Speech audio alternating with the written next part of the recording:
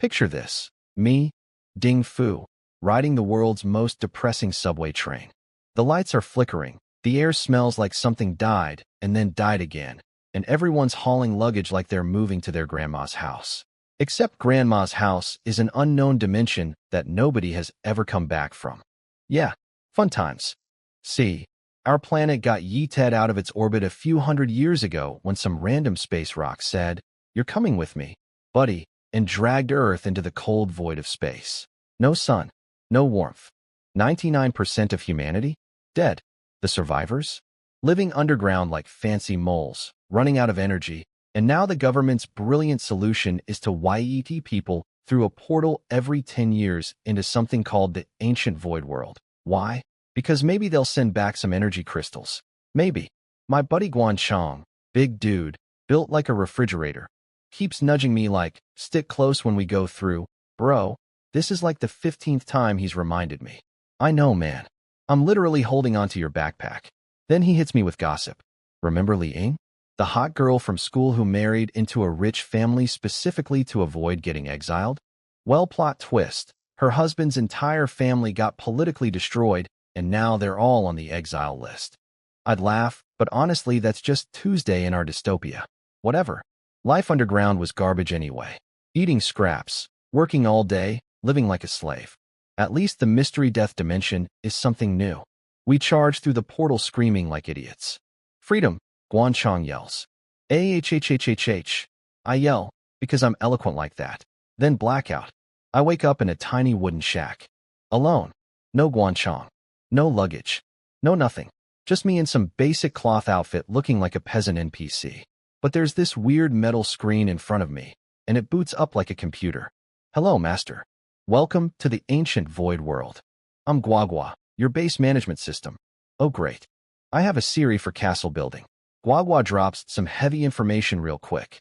Apparently, I'm in a small world with 9 other people, and here's the kicker. If someone dies within the first month, they drop a super energy crystal card. So basically, we're all looking at each other like loot piñatas. Wonderful. I check my stats because apparently this world runs on video game logic. Attack, 2. Defense, 2. Spirit, 1. Knowledge, 1. Life, 10. I'm basically a tutorial enemy. But hey, my talent is accelerated recruitment. All troop recruitment time cut in half. That's actually pretty sweet. Then Guagua tells me I have a starter backpack with a random card in it. One shot at something good. I open it, and boom, it turns into a talent card. Guagua loses his digital mind. "Master, getting a talent card is 1 in 10,000. Your luck is incredible. I'm feeling like the chosen one." The main character, the GOAT. I open the talent card, and it's another accelerated recruitment. Same talent, twice. My brain immediately goes, 2 half times equals 0 recruitment time. I'll be spawning armies like a printer goes brrrr. This is broken. This is unfair. I am going to dominate this. Guagua interrupts. Master, there's no record of someone stacking identical talents. I have no idea what'll happen. Should I use it? What if they cancel each other out? What if I lose everything? But you know what? I'm a guy who got dragged through a portal into a death dimension with nothing but cloth underwear and a stone axe. What do I have to lose? I slam that card. New talent appears. Super evolution. Your system gets an extra research option. Cool, but wait, there's more. Resident and troop recruitment time doubled. All resource production halved. I'm sorry, what? I went from recruitment speed god to recruitment speed dumpster fire. Everyone else recruits a resident in 2 hours? Mine takes 4. Everyone gets 1 food from 20 fruits? I need 40. I didn't just shoot myself in the foot. I shot both feet, reloaded, and shot them again. I checked the research option that supposedly makes this worth it. It's empty. Not a single thing in there. Just a blank screen mocking me. Guagua, is this good or bad? You're the first person in ancient void world history to have this happen. So, we'll find out. First in history. That's never a good sign. Nobody says, first person to pet a lion, as a success story. Guagua tries to comfort me. Apparently everyone gets a free card at midnight every day, and there are undead invasions every 2 days that drop crystals. Plus the fence around my base is a safe zone for the first month, so I won't die immediately.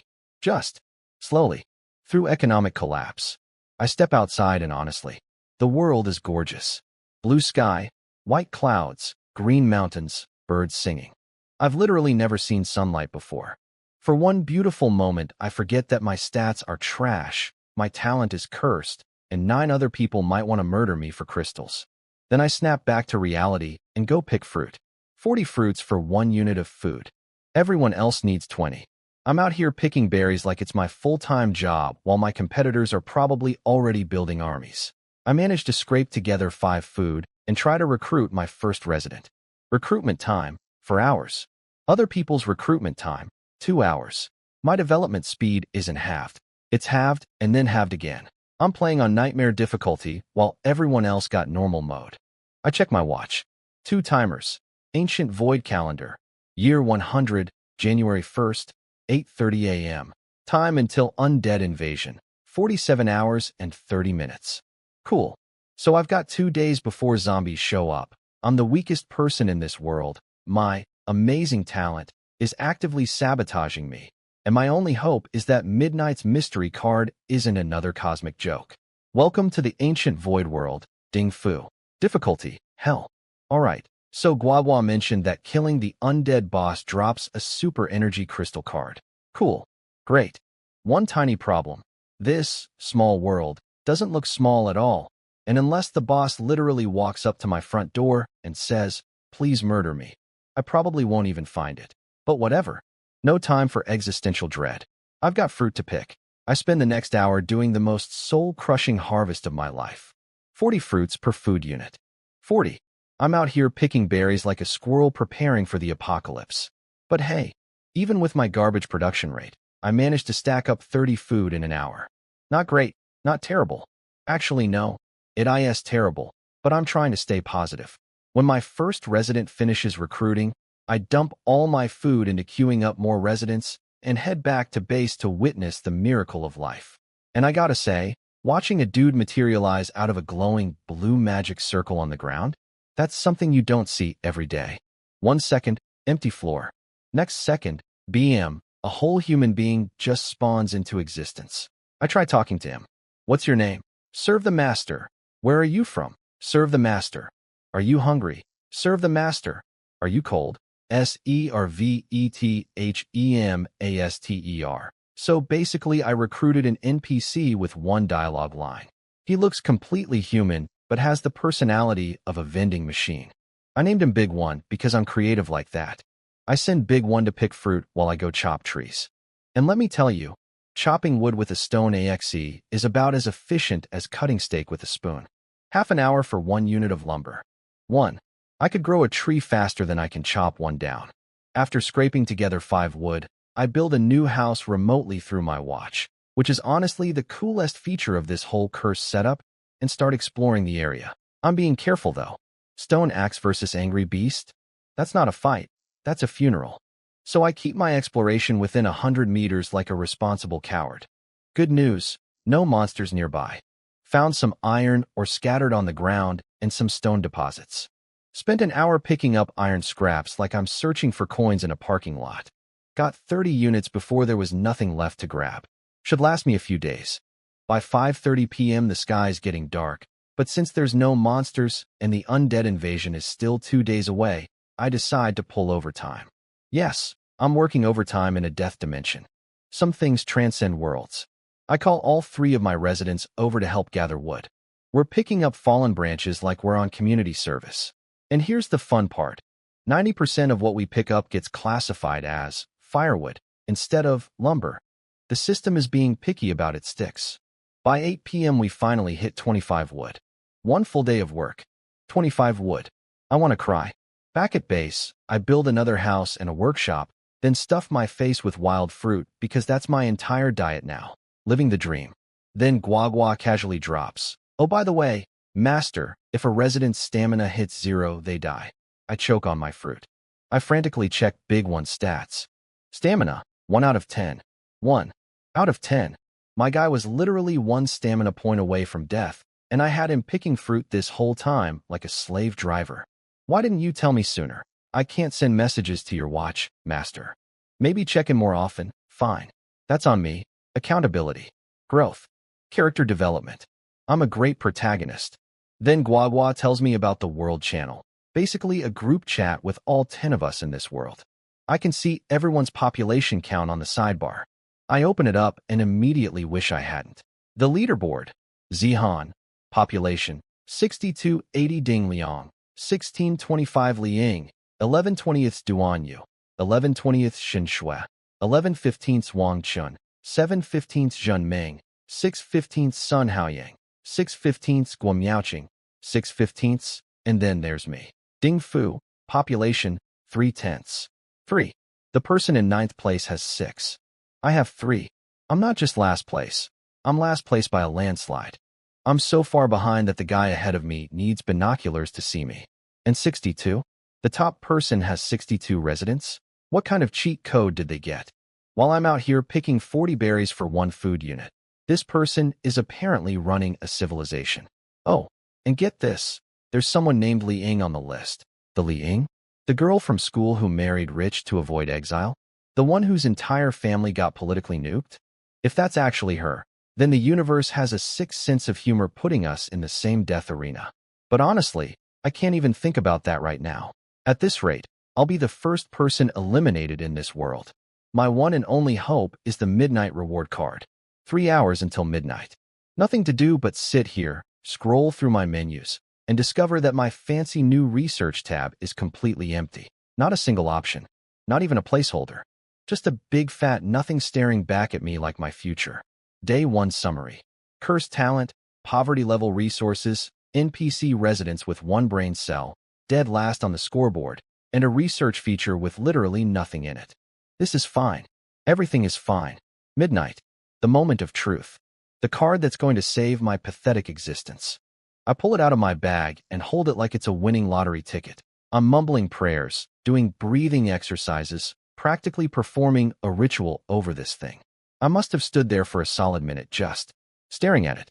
Guagua finally loses patience. Master, even if this one's bad, you still have 28 more coming. Just open it. You don't understand, Guagua. It's not about being strong. It's about being stronger than the other guys. I take a deep breath and YLL. Open. Blinding light. Dramatic sparkle. And the card transforms into a climbing rope with a grappling hook. A climbing rope. I'm standing in a flat grassland with fruit trees, and this universe decided what I really needed was mountaineering equipment. I don't have food. I don't have soldiers. I don't even have a proper EXE. But sure, let me go climb some cliffs real quick. I actually used these back in the labor camps for underground ditch work. So I know what it is. I also know it's completely useless right now. Congratulations, Master. You've obtained another rare item, Guagua chirps. I collapse onto my bed like a deflated balloon, staring at the ceiling, questioning every life choice that led me to this moment. A climbing rope. In a castle-building survival game. I'd rather have gotten a sandwich. But you know what? Tomorrow's another day. Tomorrow's card will be the one. It has to be. The universe owes me after this comedy of errors. I'm naturally an optimistic guy. Despite getting repeatedly slapped by fate since arriving in this world, I'm still alive, still breathing, still under a blue sky for the first time in my life. That counts for something. I sleep terribly and wake up at 9 a.m. But the good news? While I was having nightmares about climbing ropes, my base was working on autopilot. Population is up to 6. The workshop is built. 3 houses ready. Resources, 100 food, 25 iron. That's IT. That's my entire empire. I check the workshop and finally things start looking up a tiny bit. I can make actual iron tools now. 10 iron axes. Cost. 1 person, 1 iron, 2 hours. 10 iron pickaxes. Cost. 1 person, 2 iron, 4 hours. Iron axes will make chopping wood way faster than my sad little stone axe. I assign 1 resident to tool production and take the rest out stone picking. While everyone's working, I peek at the building menu and spot something new. And blacksmith building unlocked under the workshop. Needs 2 residents, 20 wood, 50 stone, and 50 iron. And it mentions something about professional heroes that can boost production. Heroes? Heroes? I sprint back to base so fast I nearly trip over my own residence. Guagua, what are heroes? Where do I get one? 3 ways, Master. 1. Get a hero card. 2. Build a tavern and recruit 1 monthly. 3. Find a hero altar in the wild. So I need a tavern? Yes, but you need to build the Lord's Hall first. Also, heroes cost 500 gold coins. I check my gold balance. 3 coins. 3. Gold. Coins. I need 500 and I have 3. That's like wanting to buy a house and having bus fare. Forget it. Heroes are a fantasy within a fantasy right now. Okay, Guagua, just tell me the building tree so I stop wasting time. And here's what he lays out. Build the Lord's Hall plus the blacksmith, and I unlock the infantry barracks. Then build the market, and I unlock the archer barracks. After that I get defensive towers. Walls unlock wall upgrades. So the path to having soldiers, actual troops that can fight, requires the Lord's Hall, the blacksmith, and the market. That's 20 wood 20 stone for the Lord's Hall, plus 20 wood 50 stone 50 iron for the blacksmith, plus 10 wood 20 stone for the market. With MY production rates? That's going to take forever. By the time I build an army, everyone else will have kingdoms. Oh, and there's more fun rules. Each barracks only allows 1 type of basic soldier plus 2 additional types if you find special training manuals. And soldiers cost resources to recruit. Resources I don't have. But here's what scares me. We're in a safe zone for 1 month. After that, anyone can attack anyone. If someone parks their army outside my fence before I have defenses, I'm done. No towers, no walls, no escape. So the plan is clear. I need barracks and towers ASAP. Today won't be enough. And tomorrow? Tomorrow is the undead invasion. Guagua, what exactly is this undead thing? How long does it last? Will they attack me? Starts tomorrow at 8 a.m., ends the following day at 8 a.m. 24 hours. The undead actively hunt living beings. If you can't clear them from your area, your residents can't go outside to work. So I lose an entire day of production unless I can fight off zombies. With what army? My 6 NPC residents whose combat capability is basically 0? How strong are they? Do I get anything for killing them? Regular undead soldiers are weaker than the lowest human troops. But there's a lot of them. You get experience and sometimes gold for kills. And here's the important part. Each undead invasion in the first month has a boss.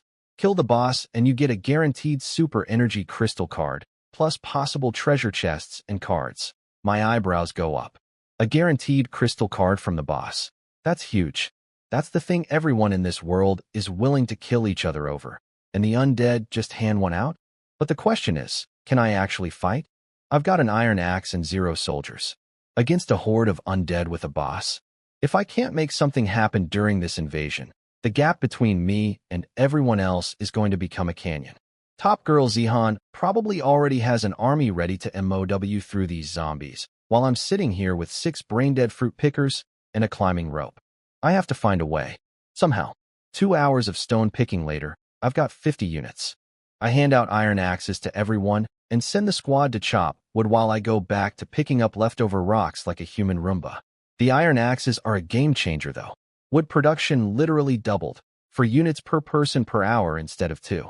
Still pathetic compared to normal people, but for me, that's a celebration.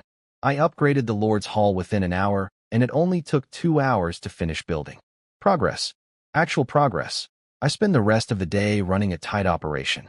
2 residents on iron mining, 3 on wood chopping, and me plus the new guy on stone. I'm watching everyone's stamina like a hawk now because I am not losing another resident to overwork.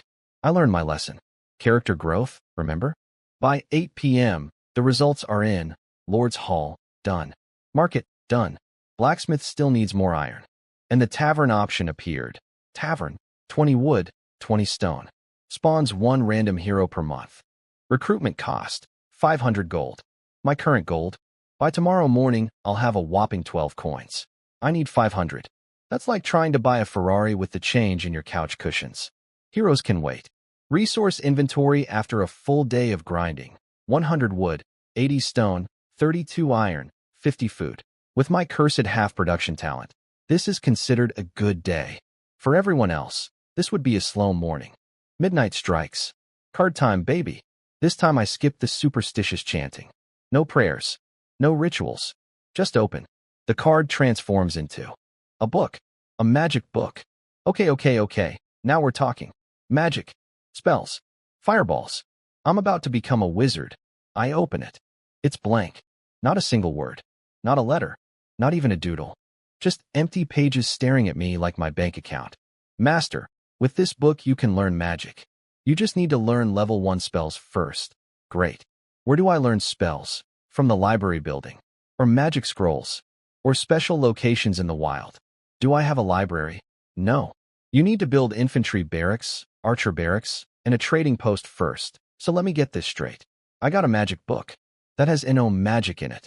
And to put magic in it, I need to build approximately 17 more buildings that require resources I don't have. This is like getting a car with no engine, no wheels, and no gas, and being told, congratulations, you own a vehicle 2 nights in a row now. Night 1, climbing rope in a flat world. Night 2, magic book with no magic. At this rate, tomorrow I'll get a boat in the middle of a desert. But wait, Guagua mentioned something interesting about the trading post. Apparently, after 1 month, I can trade with everyone in the ancient void world. And I can trade super energy crystal cards back to my original world through a special exchange. So that's how the crystals get back to Earth? Yes. But you can only sell crystals. And the trade options are very limited. Just basic materials. No weapons. Now it all makes sense. The Federation back on Earth is getting screwed because nobody here wants to trade their precious crystals. And honestly, I don't blame them. The Federation literally exiled entire families, parents first, then their kids 10 years later. My parents went through that portal. Then me.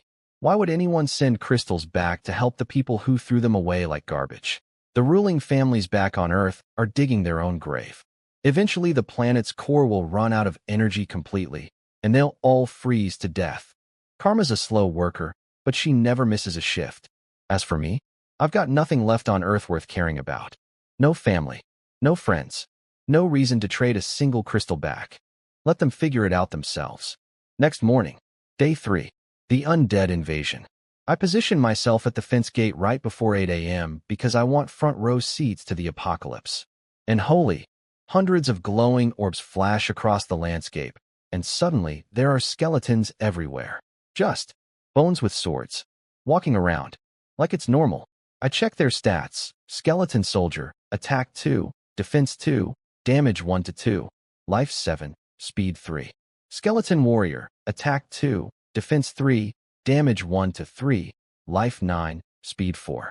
Wait, damage? My stat panel doesn't even have a damage stat. What kind of inconsistent game design, I ask this? The bone boys swarm toward my base and surround the fence. For a second my heart stops. But then, they freeze exactly 1 meter from the barrier. Just standing there, staring at me, like window shoppers at a mall. They can't get in. The absolute defense zone is real. Thank God. After about 15 minutes of awkward staring contest, most of them wander off to go bother someone else.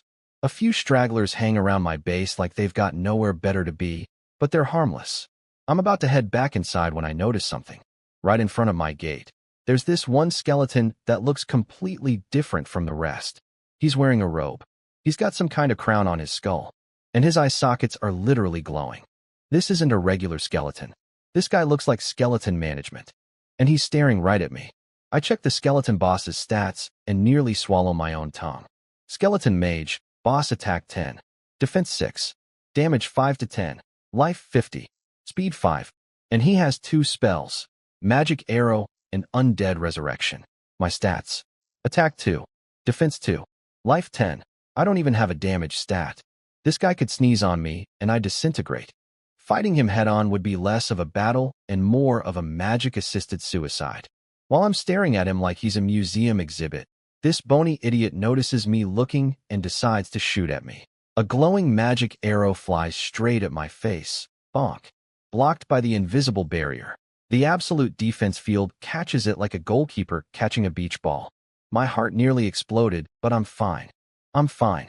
Everything's fine. The skeleton mage just stands there after his failed shot, staring at me, waiting, like a cat watching a mouse hole. Come out, little human. Come out. And that's when my beautiful, magnificent, galaxy brain idea hits me. If the skeletons are afraid to enter the barrier, what happens if I drag one in? I sprint back to Guagua. What happens if a skeleton gets pulled inside the fence? Master, undead cannot enter the absolute defense zone. Yeah, But what if I force one in? I don't. My database has no information on this scenario, so you're saying there's a chance. Guagua has no answer. Perfect. When the system doesn't say no, that means yes in my book. And that's when I remember the most useless item I own. The item I mocked. The item I said was worse than a sandwich. The climbing rope with grappling hook.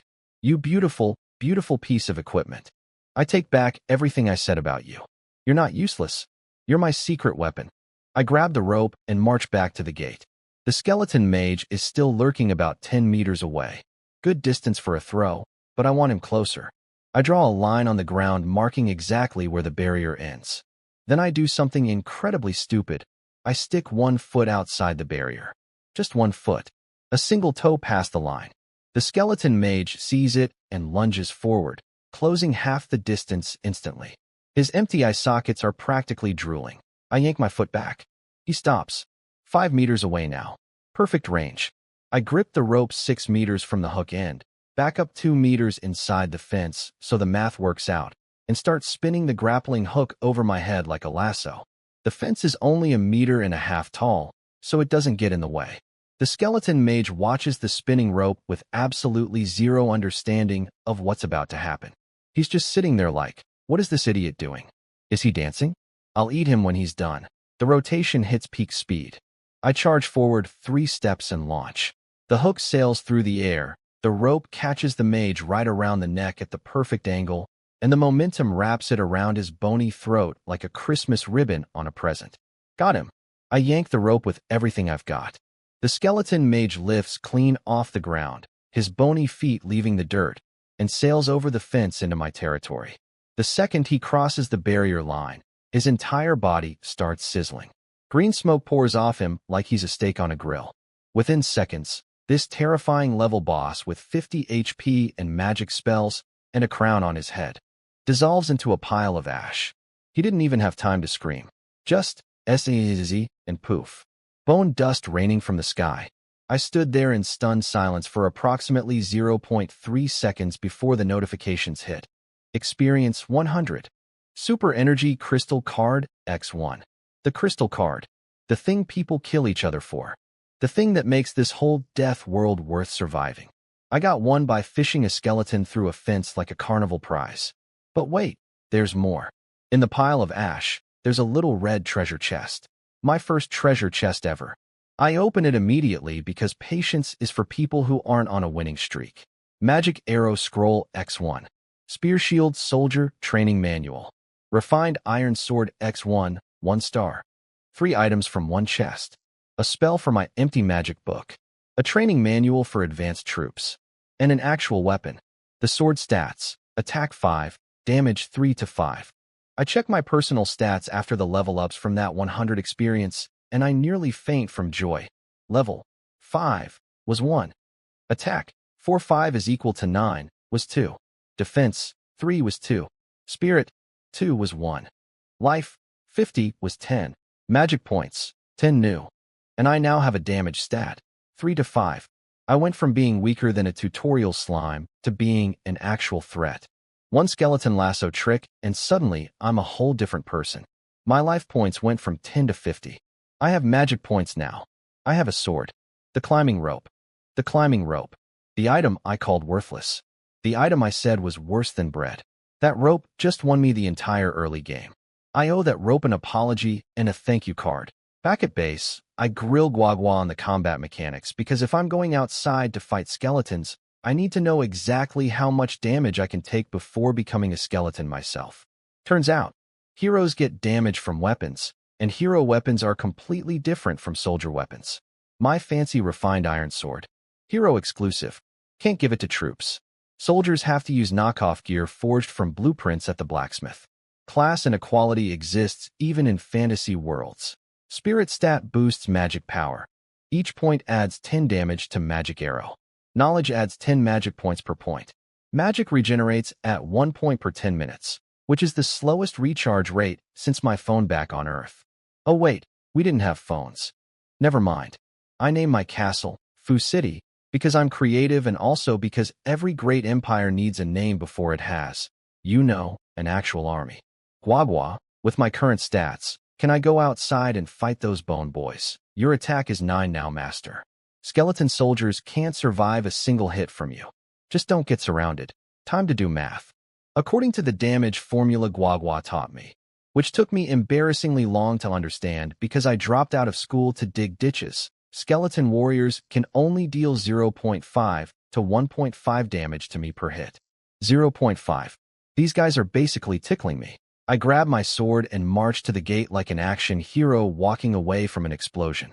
Outside, the skeletons are wandering around in small groups looking absolutely clueless. Some groups of 10, some just 1 or 2, all shuffling around like they forgot why they're here. I lock onto the nearest 3, sprint out the gate, and swing. 1 slash. Head goes flying. Body crumbles. Experience 2. 2 experience? I just decapitated a supernatural creature, and the universe rewards me with 2 points? That's not a reward. That's an insult. But whatever. These things are so easy to kill. They don't dodge. They don't block. They barely react. It's like fighting training dummies that can walk. 3 swings, 3 dead skeletons, and I'm already planning my farming route. My strategy? Simple. Stay on the outside of any group, so they're always chasing but instead of surrounding me. Run, slash, run, slash. It's like a workout with bonus loot. Then I get bold. A group of 10? Sure, why not? I dive straight in, swing my sword in wide arcs, and melt through them like a lawnmower through tall grass. 20 experience in seconds. Level 6 in under 5 minutes. The upgrade point goes to knowledge, bumping my magic to 20/20ths. Oh right, I have magic arrow now. I pick a skeleton warrior 30 meters away, channel my spiritual energy, no chanting needed, just think and shoot, and fire a glowing arrow at his stupid skull. It fizzles out a few meters short. Too far. Apparently the range caps at about 25 meters. I try again at 20 meters. 2 skeleton warriors. 2 shots. Boom. Boom. Both instantly vaporized. Experience 3. Experience 3. Gold 1. Gold. My first gold from combat. I've been broke since I got here, and now the skeletons are literally paying me to murder them. This is the greatest business model in the history of business models. There's just one tiny problem with magic. Each magic arrow costs 5 mana, and I regenerate 1 point every 10 minutes. So after 4 shots, I'm dry for almost an hour. Magic arrow is basically a luxury sports car with a gas tank the size of a thimble. Back to the sword it is. And honestly, the sword is faster anyway. Why spend 50 minutes waiting for one spell when I can chop through a dozen skeletons in that same time? 20 minutes of farming later, the area around my base is a graveyard. Well, more of a graveyard. The skeletons are all dead. Again, I hit level 8, and both upgrade points went into defense. Random stat allocation is a cruel mistress, but I'll take it. Since the coast is clear, I send my 12 residents out to work. 2 on fruit, 3 on wood, 3 on stone, rest on iron mining. All the gathering spots are within 50 meters of each other, so I patrol the perimeter like a very aggressive security guard. And here's where it gets beautiful. The skeletons can sense living things, right? So my residents are basically bait. New groups of skeletons keep wandering toward us like moths to a flame, and I'm standing there with my sword going. Welcome to Fu City. Population, you're dead. I'm honestly having the time of my life.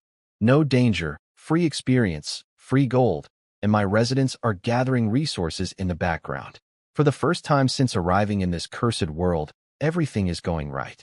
My resource income is still garbage thanks to my terrible talent, but you know what? I'll make up the difference in levels and loot. Can't outproduce the competition? Fine. I'll outfight them instead. Come to me, Bone Boys. Daddy needs his experience points. By noon I hit level 10, and I'm drenched in sweat. My arms feel like overcooked noodles, but the skeletons keep coming like I'm running a buffet. I have to call everyone back to base because my stamina is basically 0. We sit around eating fruit like a sad picnic. And here's the thing that kills me. My residents eat too. They just pull out fruit and start chomping. So I walk over and say, hey guys, eat as much as you want. If 1 unit of food isn't enough, have more. They all stop chewing. Stare at me with blank eyes. Then in perfect unison, serve the master. I nearly had a heart attack. 12 people saying the same thing at the same time. That's not loyalty. That's a horror movie. I'm going to go insane if I don't find someone real to talk to. A few months of only hearing, serve the master, and I'll be having philosophical debates with my fence. Back in the wood shack, I checked the experience table. Level 10 to 11 is only 100 XP, and each level just adds 10 more. Honestly, not bad. Today's skeleton massacre earned me 50 gold coins too. I'm practically rich now. Well, rich by guy who had 3 coins yesterday, standards. Then I opened the world channel to check on the competition, and wait. There are only 6 names on the list. Yesterday there were 10.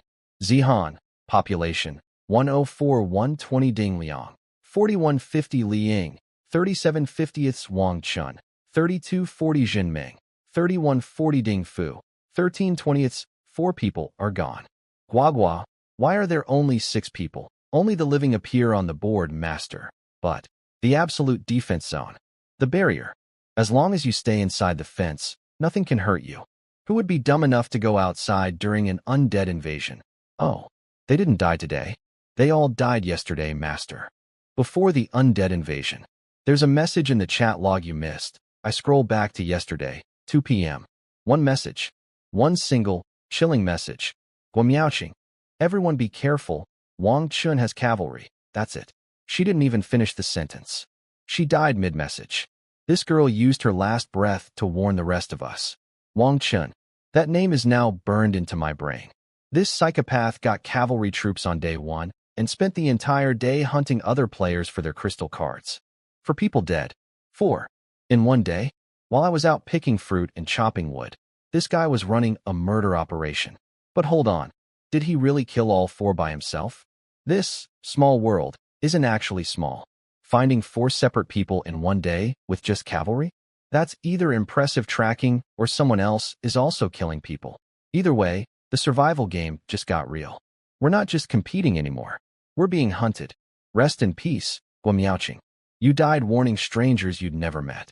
That takes more courage than anything I've done with my fancy sword and climbing rope. At least now Wang Chun is exposed. Everyone saw that message. He's lost the element of surprise. But cavalry is fast, and if he catches me in the open, I need those barracks. I need soldiers. Yesterday, after resting, I head back out for round 2 of skeleton genocide. By level 11, the area is clear again, so I bring out the residents to work while I patrol. I'm watching every direction now, sword in one hand, eyes scanning the horizon. Every time I see movement, my grip tightens. Is that a skeleton or a horseman? The pattern becomes clear skeletons, send out workers, clear more skeletons, bring everyone back when the horde gets too thick, rest, repeat. By nightfall, I've hit level 13 with stat points going into spirit and knowledge. Resource check, food 115, wood 210, stone 205, iron 80, gold 165. I build the blacksmith immediately. 2 hours later, the moment I've been waiting for, infantry barracks unlocked. Cost, 200 wood, 200 stone, 100 food. I look at my food supply. 115. Building the barracks will leave me with 15 food. My residents eat 13 per day. That gives me roughly 1 day before everyone starves. I build it anyway. I'll pick fruit at dawn. Soldiers are more important than breakfast. Then Guagua drops a bombshell. Master, your research tab has something in it now. The research tab. The mysterious empty feature from my cursed talent. The thing that's been blank since day 1. I sprint to check it. Magic Arrow Evolution. Cost, 10 super energy points. And underneath, in parentheses, the most terrifying disclaimer I've ever read. Please use carefully. Super evolution has no guaranteed outcome and is not bound by system rules. No guaranteed outcome. Not bound by rules. Guagua. What does not bound by rules mean? Your talent super evolution is itself a mutation, master. The system cannot predict what will happen. It's like opening a random card. Pure luck. So my magic arrow could evolve into something unusable, very possible, wonderful. My unique talent is basically a slot machine that might give me a jackpot or might give me nothing. Or worse, something actively bad. It's Schrodinger's upgrade. It's simultaneously the best and worst talent in existence until I actually use it. Oh, and the super energy points? Those come from using super energy crystal cards. The same cards that are needed for upgrading high-level buildings later. So every point I spend on research is a point I can't spend on construction. I pull out my crystal card, The one I lassoed off that skeleton mage's corpse and activate it. Super energy points, 10. I stare at the research button. 10 points. Exactly enough for one evolution attempt. One roll of the dice. One spin of the wheel. Do I gamble my only crystal card on a feature that might produce garbage? Or do I save it for building upgrades like a responsible adult? I'm standing at the crossroads of wisdom and stupidity, and let me tell you, stupidity is looking real attractive right now. 10 super energy points for one evolution attempt? One entire crystal card just to upgrade a single spell? That's like paying for a whole CAR just to change the radio station. Guagua, do building upgrades cost this much too? Depends. A level 5 Lord's Hall needs 20 points. What's the max building level? 5. But some buildings like walls don't have levels. Okay, so crystal cards are only needed for the highest upgrades. I can breathe. But then Guagua hits me with, oh, there are lots of other uses too. Like treasure spaces, pocket dimensions full of loot that cost crystal cards to enter. Some need 10 cards. Has anyone ever entered a 10-card treasure space? Nope. Nobody's ever been rich enough. So even in a world of castles and magic, everyone is broke. Glad poverty is a universal constant across dimensions. I think about using my 10 points on magic arrow evolution, but nah. Even if it evolves into something amazing, my magic pool is 20 points. That's like having a nuclear missile with enough fuel for one shot. Personal power is nice, but it won't fix my crippled economy. I'll save it. Wait for something worth gambling on. Then a thought hits me like a truck. I have that Spear Shield Soldier training manual. If magic can evolve, can soldiers evolve too? Sleep comes easy when you've had a good day. I wake up at 9 a.m. feeling like a king. The undead invasion is over, no more bone boys, and my resident count is up to 18. I assign 5 to fruit, 5 to iron, 4 to wood, 4 to stone, and open up my shiny new barracks. The default unit is a spearman, 1 star. Attack 3, defense 1, life 10. Costs 10 food and 5 gold. Takes 8 hours to recruit, thanks to my wonderful cursed talent. Not bad. Stronger than skeletons. But not what I'm here for. I pull out the Spear Shield Soldier training manual. Learn. New unit unlocked. Spear Shield Soldier, 1 star, heavy infantry. Attack 5, defense 5, life 50. Now that's more like it. But I don't even look at the recruitment costs because I'm already opening the research tab and, yes, there it is. Spear Shield Soldier Evolution, cost, 10 super energy points. This is it. This is what I've been saving for. Do I know what will happen?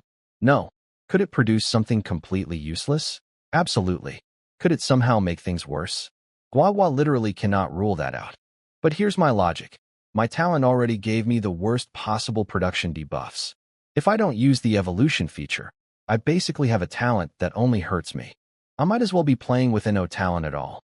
If I'm going to lose anyway, I'd rather lose swinging for the fences. Besides, I pulled a skeleton boss through a barrier with a climbing rope. I'm clearly a man who thrives on stupid decisions. Teeth clenched, finger extended. Evolve. A loading bar appears. 1 minute of the longest wait of my life. Complete. I open the barracks. The Spear Shield Soldier is gone. In its place, Mystic Armor Guard, 1 star mutant unit. Heavy infantry attack, 10 defense, 20 damage, 10 to 25 speed, 7 life, 150 carry capacity, 100 skills. Hold the line. When in defensive formation, damage received reduced by 80%. Spear Beam Pierce, 20% chance to shoot a laser beam of spear energy along a 5-meter line. Damage increases with distance, 100% at 1 meter, 20% per additional meter. Piercing Strike, deals bonus 50 damage to non-heavy armor targets. 5-hit combo, attacks 5 times rapidly. 10-second cooldown. I'm reading this with my mouth hanging open so wide that a bird could nest in there. This unit is absurd. Defense 20 with an 80% damage reduction skill? That's basically invincible. A 5-hit combo every 10 seconds? A laser spear? These aren't soldiers. These are walking war crimes. Then I scroll down to the recruitment cost. Food, 100. Gold, 500. 500. Gold. My current gold, around 165. Each resident generates 1 gold per day. With 18 residents, that's 18 gold daily. To get 500 gold from taxes alone, I'd need almost a month. And it gets worse. Recruitment time, 96 hours. That's 4 days per soldier. Monthly salary, 50 gold each. Daily food consumption, 10 units. These soldiers eat 10 times what a resident eats and demand a paycheck on top of it. I basically evolved my troops into luxury units that I can't afford. It's like being a homeless guy who wins a Lamborghini. Congratulations, you own the most powerful vehicle on the road. Now where are you going to park it? How are you paying insurance? Can you even afford gas? Guagua, the evolution worked great, but I can't recruit a single one. Congratulations, master. Just keep working hard and you'll get there eventually. Any way to make gold fast? Find a rich ally. They provide resources, you provide the super soldiers. Win-win. Oh sure, let me just go ask one of the 5 surviving people in this world, one of whom is actively murdering everyone, to be my business partner. Hey Wang Chun, I know you killed 4 people yesterday, but want to be friends? I promise my invisible murder fence won't hurt you. Trust takes time. Nobody's forming alliances in a world where killing your ally drops a crystal card worth more than anything they could trade you.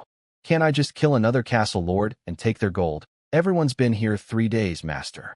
Nobody has that much gold either, so my options are: wait for residents to slowly generate gold like the world's worst savings account, or wait for the next undead invasion and farm skeletons like my life depends on it. Because it literally does. I suddenly miss those bone boys. Yesterday, I was annoyed they kept coming. Now I'm praying for more. Come back, skeletons. I need your sweet, sweet gold coins. I only got 150 last time, and that was not enough. Next undead invasion. 2 days away. 2 days of picking fruit and chopping wood with my pathetic half-speed production, knowing that I own the blueprint for the most overpowered soldier in this world and can't even afford one. Life is cruel and also very, very funny. Guagua casually mentions that soldiers come out naked. No weapons. No armor. Just vibes. I have to equip them separately. So my mystic armor guards, who already have insane base stats, would be even more broken with proper gear? Cool. Cool. Just another amazing thing I can't afford. The bread is right there and I can't reach it. My soul itches.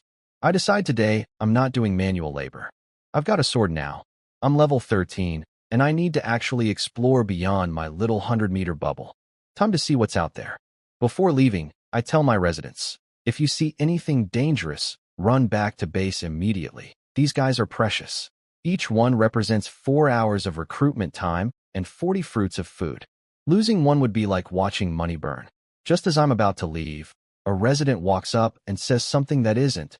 Serve the master. Master, the wild fruit is running out. Should we search for more? I nearly fall over. He said words.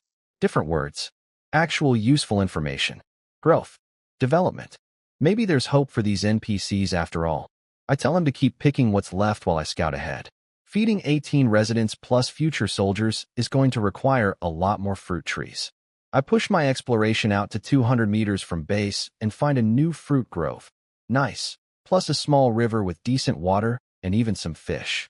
Only problem is the river's 200 meters away, which is sketchy territory right now. Not safe enough for my precious residents to go fishing. Today's construction goal, Archer Barracks. Same cost as the infantry one, 200 wood, 200 stone, 100 food. I've got the food, but I'm short on wood and stone, so I shuffle workers around. 2 fruit pickers reassigned to lumber, new recruits on stone duty. We're running a tight operation here at Fu City. With the workers handled, I cross the river and keep exploring. About 200 meters past the water, I spot something interesting. A fruit grove with 30-plus residents working it. My heart does a backflip. That's someone else's territory. One of the other 5 survivors. I creep closer like a ninja, a very clumsy, sword-carrying ninja, and spot a young woman among the workers. She's dressed in cloth like me, not in the brown worker clothes the residents wear. That's a castle lord. I can't see her info yet, so I inch closer. Let me be clear, I am not here to rob anyone, especially not a woman. What I need is an ally, someone with resources to fund my ridiculously expensive super soldiers. At 20 meters, her info pops up. Purple Moon Castle Lord. Zihan level 1. Attack 1. Defense 0. Spirit 2. Knowledge 2. Life 10. This is the Zihan, the number 1 ranked player. Population 130. The person who had 62 residents on day 1 while I was crying over my 3. And she's level 1? Attack 1? Defense 0? She's a mage-type lord. All spirit and knowledge, 0 combat ability. She could be killed by a sneeze. Meanwhile, she's got 130 residents pumping out resources like a factory. She's basically a billionaire with no bodyguard. This is perfect. She has what I need, resources and population. I have what SHE needs, combat power, and soon the most overpowered soldiers in existence. We're literally 2 puzzle pieces. Plus, we're neighbors. Our territories are close enough that defending each other would be easy. 10 mystic armor guards between us, and nobody is getting through. This alliance could actually work. I watch her working alongside her residents in the sunlight. Sweat glistening on her face, big bright eyes, delicate movements. She clearly grew up in the labor camps too. You can tell by how she works. There's something warm about watching someone just quietly doing their best to survive. Okay, focus, Ding Fu. Alliance. Business. Not whatever your heart just did. I put away my sword. Can't approach a woman looking like a serial killer. Take a deep breath, and step out from behind a tree with my most charming smile. Hey, Zihan, beautiful day, right? Wanna be friends? Smooth, Ding Fu. Real smooth. That's the best line you've got? Wanna be friends? What are you, 5? In my defense, I grew up in a labor camp where boys and girls were separated. We worked 10 hours a day. 0 dating experience. I've had more conversations with skeletons than with women. My social skills with the opposite gender are somewhere between confused toddler and malfunctioning robot. Zihan jumps like I appeared out of thin air, which, to be fair, I kind of did. She spins around, sees me standing 10 meters away waving like an idiot, and her face goes from startled to terrified. Don't come closer. I have 30 people here. I'm not afraid of you. Oh no, she thinks I'm here to murder her. Of course she does. Everyone saw Guo Miaoqing's warning about Wang Chun. In this world, a stranger approaching you is basically a death sentence. Then she checks my stats, and I watch the color drain from her face in real time. Level 13. Attack 11. She just realized that her 30 residents with 1 attack and 0 defense are about as threatening to me as 30 angry kittens. She could throw all of them at me, and I'd walk through like it's a light breeze. Great. My first social interaction with a real human being in this world, and she thinks I'm an assassin. This is going well. She backs away from me like I'm a bomb about to explode. Keeps at least 10 meters between us at all times. I'm basically radioactive. Don't be scared. I'm a good guy. I just want to form an alliance, I say in my gentlest, most non-murdery voice. You're right. You can have this fruit grove. Just take it and leave me alone. She thinks I'm here to steal her berries. Lady, I have bigger problems than your fruit trees. Seriously, there's a psycho with cavalry out there hunting people. If we team up, we can protect each other. I'm practically begging at this point. Oh, so he's the bad guy and you're the hero? Kill me, and you get a crystal card. You think I'm stupid enough to believe you'd pass that up? Okay, she's got a point there. But still, the alliance system literally prevents allied players from attacking each other. Even after breaking the alliance, there's a 48-hour no-attack period.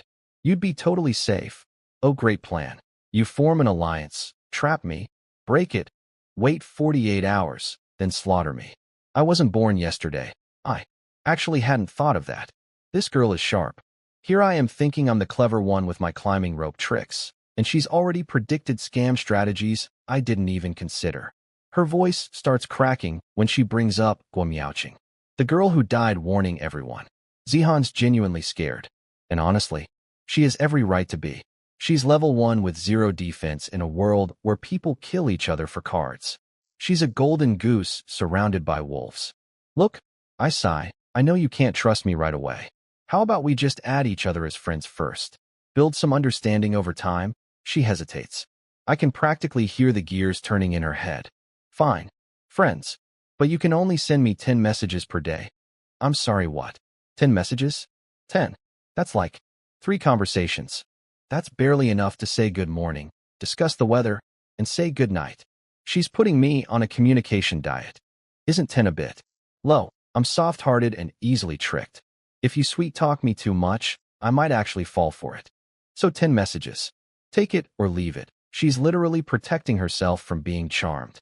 She knows her own weakness and is building defenses around it. This woman is playing 4D chess with her own emotions. I'm simultaneously impressed and frustrated. Deal. We add each other as friends. I want to keep chatting, but she's already gathering her residents to leave. Before she goes, I try one more thing. Hey, you've got over 100 residents. You don't need to come out here personally. And that cavalry guy could show up anytime. You can't outrun a horse. I have lots of people. I'm not scared. She puffs up like an angry hamster. Your residents have 1 attack and 0 defense. You could throw all of them at a cavalryman and he'd ride right through like they're made of paper. I'm recruiting soldiers now. I'll be fine soon. Basic barrack soldiers are weak. Cavalry units probably have high stats and speed. Even if you can't beat them, they can always run away and come back. Hit and run. You can't stop that. She pauses. I can tell that hit home. But she shakes it off. Fine. Thanks for the warning, I guess. Her tone screams, I know you're just trying to butter me up, and I am not falling for it. She marches off with her nose in the air. I watch her go with a tired smile. Trying to recruit a sugar mama for my alliance and got rejected. Put on a 10-message leash like a puppy. My first real human conversation in this world, and I got treated like a scam caller. I head back the opposite direction from her base. Can't have her thinking I'm stalking her, and run into 3 wolves along the way. Wolves. Actual wolves. With teeth and fur and everything. Lucky for me, between my iron sword and 1 magic arrow, they go down without touching me. The experience is garbage. 1 point per wolf? Seriously? But wolf meat is wolf meat. I drag 3 wolf carcasses back to base like the world's worst delivery service. In the other direction, I explore about 500 meters out. Found another fruit grove and a stone quarry. Then I stumble across a flock of sheep in a forest. Sheep. Actual livestock. I pick off a few old males, sorry grandpa sheep, it's survival of the fittest, and have my residents carry them home. Tonight we eat something other than fruit for the first time. My residents might actually get to taste protein. Back at base, I ask Guagua something that's been bugging me. Will the animals go extinct if I keep hunting? Nope. All resources refresh on the first day of every month. But each resource point has daily limits. 1,000 for iron, 2,000 for stone and wood. So resources are basically infinite, pretty much. But to increase production past the daily cap, you need to control more resource points. Good thing I've already found 3 iron deposits, 3 stone quarries, and 3 forests. With enough residents, my production could actually become decent. Not great, thanks cursed talent, but decent. I check my resources, just enough for the archer barracks. I slam that build button immediately. 1 step closer to defense towers. 1 step closer to not being helpless. 1 step closer to maybe, possibly, convincing a certain beautiful paranoid woman that I'm worth trusting. 10 messages a day. She gave me 10 messages a day to prove I'm not a murderer. Challenge accepted. Resources after building the archer barracks. Food 240, wood 20, stone 10, iron 110. I'm basically bankrupt again. Meanwhile, Zihan over there is sitting on 150 residents like a dragon on a pile of gold while I'm scraping by with 20 people. Guagua pops up. Master, new research options available. I check and there's a whole list now. Mystic Armor Guard attack 5%. Cost. 1 super energy point. Mystic Armor Guard defense 5%. Cost. 1 super energy point. Mystic Armor Guard speed 10%. Cost. 1 super energy point. Mystic Armor Guard life 10%. Cost. 1 super energy point. Everything needs super energy points. Everything. My talent is called Super Evolution, and it runs exclusively on the rarest currency in existence. It's like owning a sports car that only runs on liquid diamonds. The Mystic Armor Guards are already monsters, though.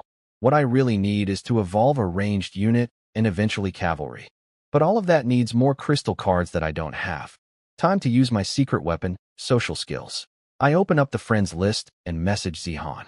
And since she gave me a 10-message quota, every word counts. No wasted messages. This is precision communication. Hey beautiful, quick question. How do you have so many residents? I've got 20 and you've got 150. What's your secret? She actually replies. And she's bragging. My first card gave me 50 residents, and my talent is halved recruitment time for residents. 50 residents from 1 card? And her talent speeds up recruitment? She's literally my opposite. I got a talent that doubles recruitment time and halves production. She got both bonuses. The universe gave her a feast, and gave me crumbs. Wow, that's amazing.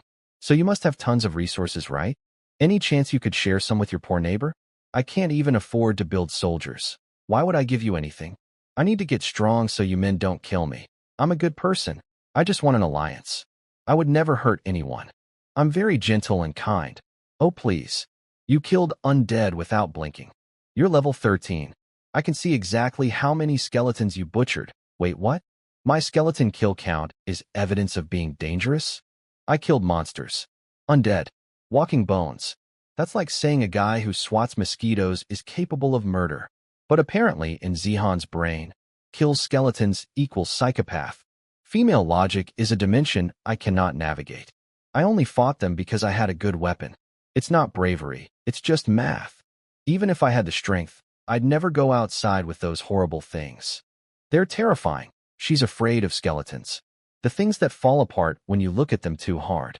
This girl has 150 residents, enough resources to build an empire, and she's scared of bones. I try to give her useful advice. Next undead invasion. Send your soldiers out to fight. The experience is worth it. Each level gives you 10 more HP. Recruiting is so slow though. Spearmen take 4 hours each. Archers take 6. I won't have many soldiers by then. And if they die, that's such a waste. Your life is what matters. Who cares about a few soldiers when you only have 10 HP? One hit from anything and you're dead. Oh, you're right. 10 HP is really low. Maybe I should try fighting next time. Finally getting through to her. Progress. Do you know magic? I ask. We can learn magic? She didn't even know. This girl built arrow towers before she knew magic existed. I spend a message explaining magic books and how to learn spells, and she gets all jealous. You're so lucky. Magic already? It's only been a few days. Lucky? Lucky? Do you see my population? 20. I just built the archer barracks, and I'm broke. I might literally starve to death tomorrow. Stop complaining. I only built MY archer barracks yesterday too. Today I finished walls and an arrow tower. Now I don't have to worry about you people coming to kill me. She has walls and arrow towers, while I'm sitting here with a wooden fence and a dream. And she's flexing on me about it. Arrow towers already? You really are rich. Wait, I count my messages. Oh no, you've sent 11 messages. That's one over the limit. We're done for today. And don't go over 10 again tomorrow. She was counting. This woman was having a full conversation with me and counting my messages at the same time. That's not multitasking, that's surveillance. I sit there staring at my screen in complete disbelief. Cut off mid-conversation. Like getting your phone taken away by your MOM. Then midnight arrives. Card time. I open it with zero expectations because my luck has been a roller coaster and I've learned not to hope. Gold coins X1, 0001. 1,000. Gold. I literally scream. I jump up from my bed. I do a little dance in my tiny wooden shack. The residents outside probably think I'm having a seizure. 1,000 gold. That's enough for... Oh my god. That's enough for a mystic armor guard. I slam that recruit button so fast, I nearly break my watch. Recruitment time, 96 hours. That's 4 days, which means he'll be ready right when the next undead invasion hits. And here's the beautiful part. Guagua told me that when defense is more than 5 times the attacker's offense, no damage is dealt. 0. Nothing. Mystic Armor Guard defense, 20. Skeleton attack, 2 to 3. 20 divided by 5 equals 4. The skeletons need at least attack 4 to even scratch my soldier. They have 2. My boy is going to walk into an undead army and take 0 damage while killing everything in sight. It's going to be a massacre, and for once, I'm on the winning side. Oh, and soldiers' kill experience counts toward MY level 2. So while my Mystic Armor Guard is out there being an invincible death machine, I'll be leveling up from inside my base like I'm playing on easy mode. The climbing rope saved my life. The midnight card saved my wallet. And soon, one single Mystic Armor Guard is going to save my future. Things are looking up, baby. I wake up still grinning from last night's 1,000 gold jackpot. My face muscles are actually sore from smiling. I assign work duties and skip over to check out my brand new archer barracks. Basic archers, attack 4, defense 1, life 10. Recruitment time, 12 hours. Cost, 10 food, 10 gold. These guys are weak. But I don't need them to fight. I need them to sit in arrow towers. Speaking of which, arrow tower cost, 10 wood, 10 stone. 10 and 10. That's IT. I was bracing for some astronomical price, and it costs less than a house. I build one immediately next to my gate. Fu City finally has its first piece of actual defense. We went from open-air buffet for predators to slightly less open-air buffet with a pointy stick on top. Back inside, I interrogate Guagua about the building tree because knowledge is power and I am currently powerless. Cavalry situation. I need a stable, which requires a blueprint and captured horses. No horses exist in the small world, only in the main world, which I can't access yet. So Wang Chun, the murder guy with cavalry, either got insanely lucky with a card drop, or he found some exploit I don't know about. Either way, I'm not getting cavalry anytime soon. Troop upgrades. Barracks go up to level 5, matching 5-star troops.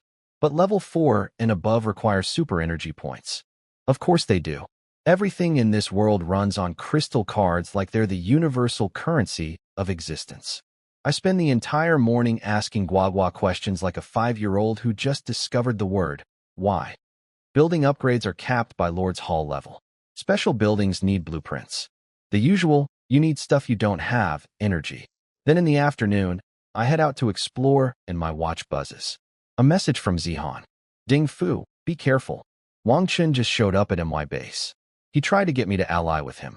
I refused. He left, but he's probably heading your way. My blood goes cold. The killer is in the neighborhood. How many troops does he have? 1 cavalryman. For archers, 6 spearmen.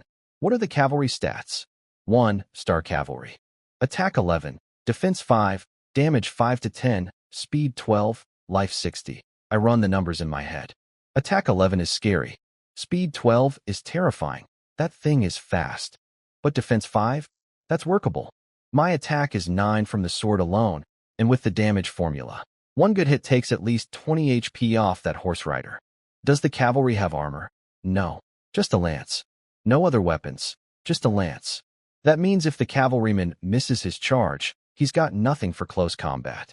A lance is a one-trick weapon, devastating at full gallop, useless when someone's right next to you. And my life is 110 compared to his 60. Plus I have my trump card, Magic Arrow. 30 damage per shot. 2 arrows, and that cavalry is dead meat. If I can dodge the initial charge and get close, my win rate is at least 90%. The spearmen and archers are irrelevant in small numbers. It's all about that 1 cavalryman. I immediately recall all my residents to base. No one stays outside. Not a single person. Wang Chun doesn't get to touch my people. I wait, and wait, and wait. He never shows up. By nightfall, nothing. And tomorrow's the undead invasion, so he probably won't risk coming during that either. Crisis averted. For now. But I noticed something interesting. Zihan warned me. She didn't have to. She used one of her precious messages to give me a heads up about danger. She might say she doesn't trust me. She might count my messages like a prison warden, but when it mattered, she looked out for me. Progress. Slow progress. But progress. Then midnight. Card time. After last night's glorious 1,000 gold, I'm riding high. The universe loves me now. This is going to be amazing. I open the card. 100 units of food. 100. Food. Fruit. I got the equivalent of picking 2,000 berries by hand, which, at my production rate, is like 1 afternoon of work. Yesterday, 1,000 gold coins. Today, a bag of groceries. The universe giveth and the universe taketh away. My luck has the consistency of a drunk person on a bicycle. Up 1 second, face first in the dirt the next. I stare at my 100 food units and wonder, how many days of bad luck am I in for this time? 8 a.m. Undead Invasion Round 2. Ding ding ding. I'm standing at the gate like last time, except now I've got arrow towers flanking me. 2 archers stationed and ready. I tell them to hold fire though. Arrows aren't cheap, and I'm not wasting ammo on the opening act. Then I scan the incoming horde and, oh, this isn't the same weak sauce as last time. Skeleton archers, attack 4, ranged capability. Skeleton champions, attack 4, defense 3, life 15. And zombies, defense 5, life 20, slow but tanky. 3 new enemy types. The archers worry me the most. I have 0 armor. My shirt is literally cloth. 1 arrow won't kill me, but 50 arrows definitely will. And the blacksmith only makes gear for soldiers, not for heroes. Hero equipment comes from treasure chests or special blueprints that I don't have. I'm mentally drafting a battle plan when I notice something and nearly choke on my own spit. The skeleton mage boss, standing in the exact same spot as last time, staring at me with his glowing eye sockets like we have a recurring appointment. Are you serious right now? The boss spawned at my doorstep again?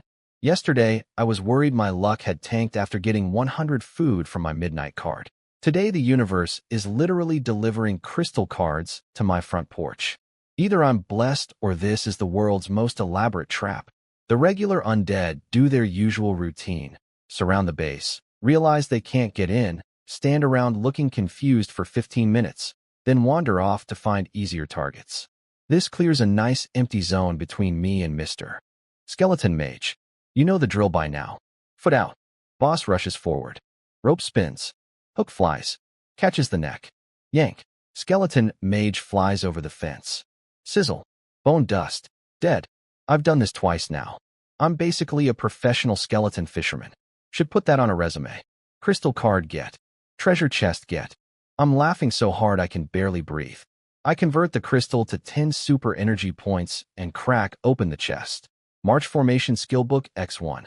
Hero Card X1. Spring Recovery Armor X1. I literally run back to my shack because I need Guagua to explain everything. March Formation is a skill book for you, Master. Castle Lords can learn up to 6 skills. Heroes learn skills based on their star rating. 1 star gets 1 skill, 5 star gets 5. The armor, though. The armor. Spring Recovery Armor, 3 star. Defense 10, max life 50, regenerates 1% HP per second. 1% per second.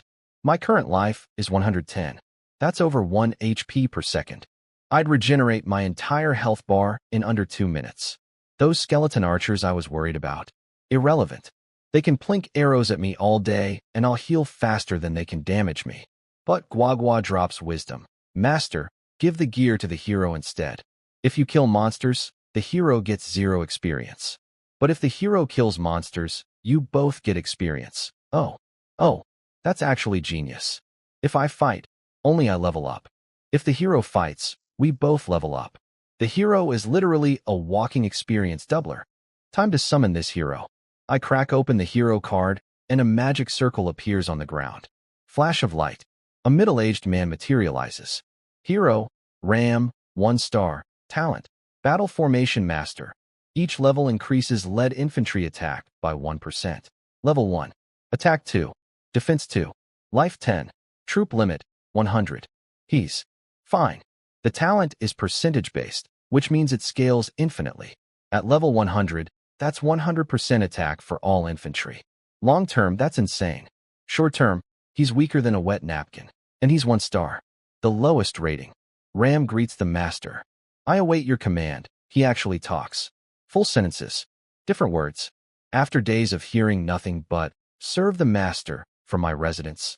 This man speaking actual language brings tears to my eyes. Cool. Go wait by the door. I shoo him out so I can talk to Guagua privately. Is a 1-star hero even worth keeping? Be honest. Honestly? Not really. Heroes can't upgrade their star rating. Whatever they're summoned as, that's forever. My heart sinks.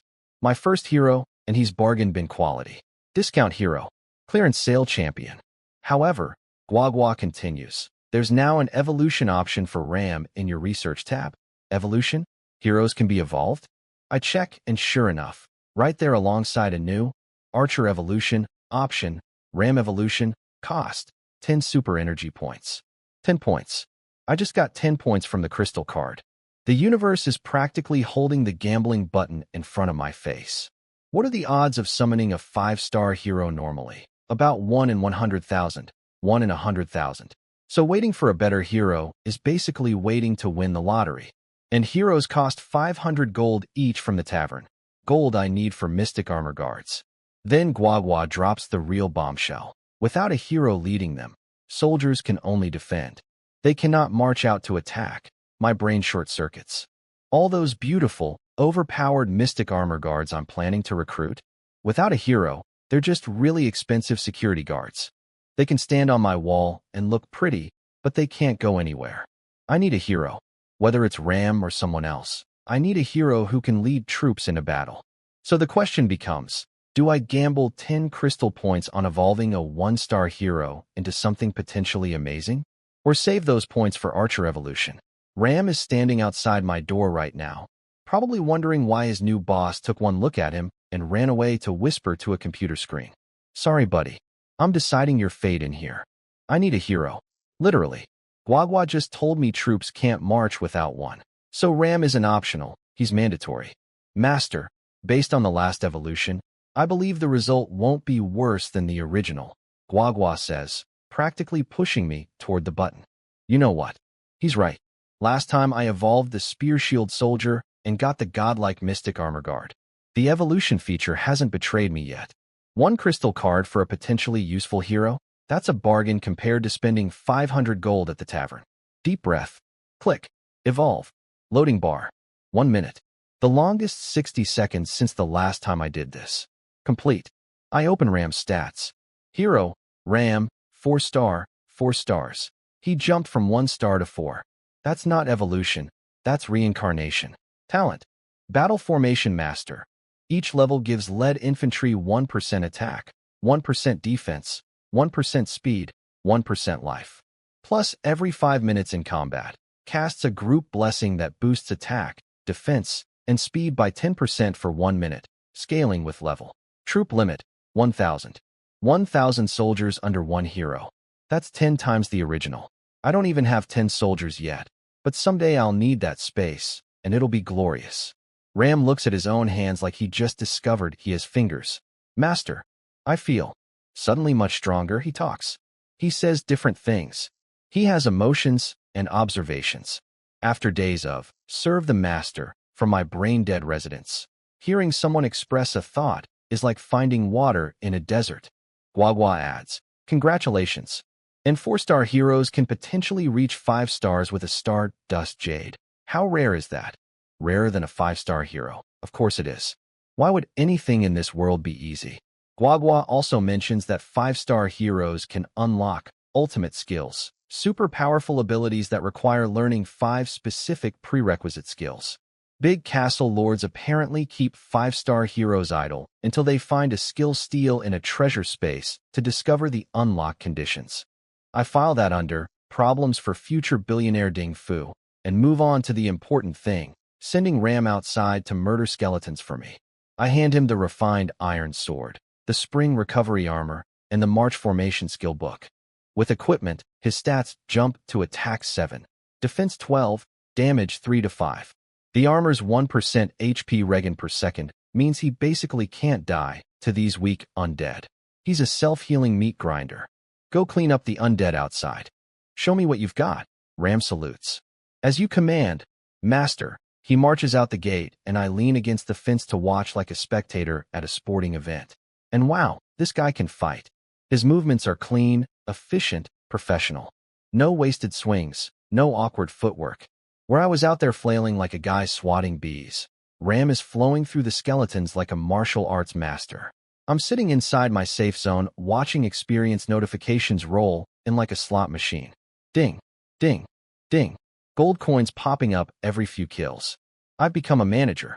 The CEO of Skeleton Murder. I delegate, he executes. Literally. Guagua was absolutely right. Castle lords should do castle lord things. Fighting is for professionals. My talent has 0 combat bonuses anyway. Against weak enemies I'm fine, but against anything serious? I'd get wrecked.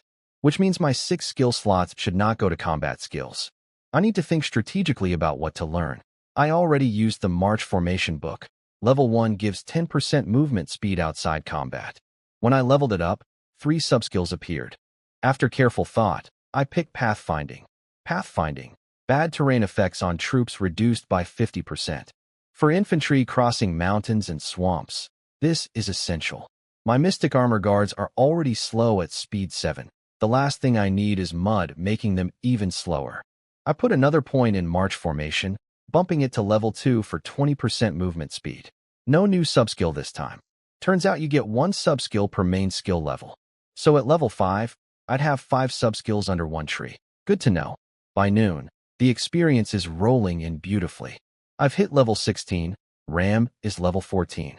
His stats are climbing, 7 attack, 8 defense, plus 13 unspent skill points. Wait, skill points? Ram gets skill points that I don't. Master, you'll get skill points once you learn skills. You only have one so far. Oh, right. I've been so busy surviving that I forgot to develop myself. Classic management problem, too focused on the business to invest in the CEO. Meanwhile, I'm watching Ram work from my lawn chair position at the fence, experience flowing in, gold coins accumulating, and not a scratch on me. This is the life. This is what it means to be a leader. I went from personally fighting every skeleton with a stone axe to having a 4-star hero doing it for me while I sip fruit juice and plan my empire. Day 6 in the ancient void world, and I've finally figured out the meta. Don't work hard, work smart. And by smart, I mean make someone else do it. Ram's got plenty of skill points stacked up, so I dump everything into maxing out march formation. 5 levels, 5 sub-skills, reconnaissance, hero vision 50%, can see enemy troop details. Navigation, sea travel speed 50%. Useless now, but maybe someday. Home turf advantage, 2 speed on planes. Death march, 4 speed during siege battles. Ram is becoming a walking war machine. His talent gives percentage bonuses to everything for infantry, attack, defense, speed, life, that scale with level. At high levels, he'll turn regular soldiers into monsters. Then I do some math. Ram can learn 4 skills, each maxing at 10 points. So after level 40, skill points become useless? Guagua, what's the max hero level? 100. After that, excess experience converts to attribute points at a hero altar. And the leftover skill points can be used at the hero altar to upgrade subskills. What's the building requirement for the altar? Level 5 Lord's Hall. Level 5 Lord's Hall needs 20 super energy points. I can barely afford to eat, and they want me to spend 2 crystal cards on a building upgrade. Cool. Sure. Let me just reach into my pocket full of nothing. Then Guagua mentions that hero altars sometimes appear randomly in the wild or in treasure spaces. So basically, win the lottery. Got it. Forget it.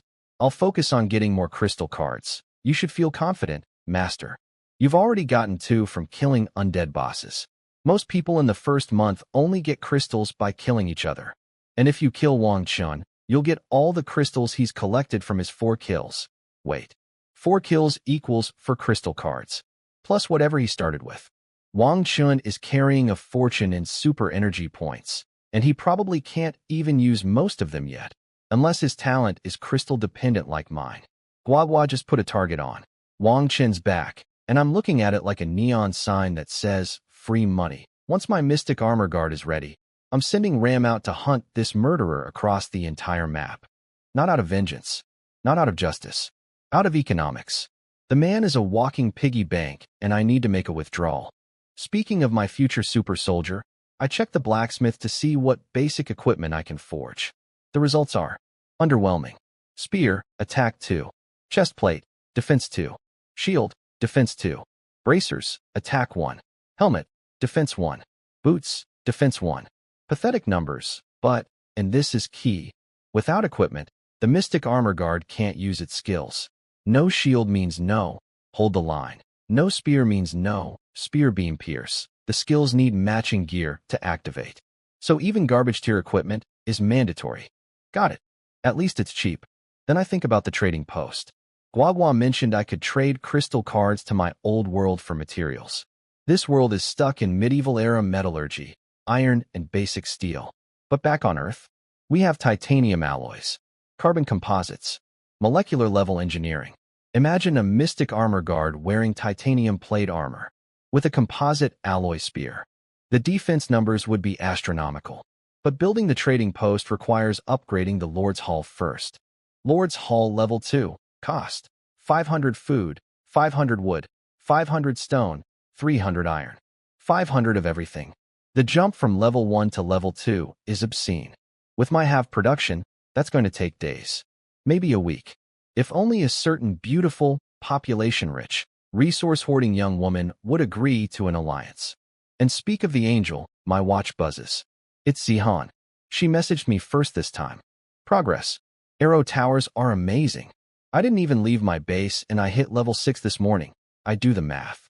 Level 6 from level 1 is 150 experience. She's bragging about 150 experience. I gained 1,500 this morning while sitting in a chair watching Ram work. But do I tell her that? Absolutely not. That's the kind of information that makes people unfriend you. Wow, congrats. Those skeleton archers are tricky. Be careful out there. I'm going to send some soldiers out to fight soon.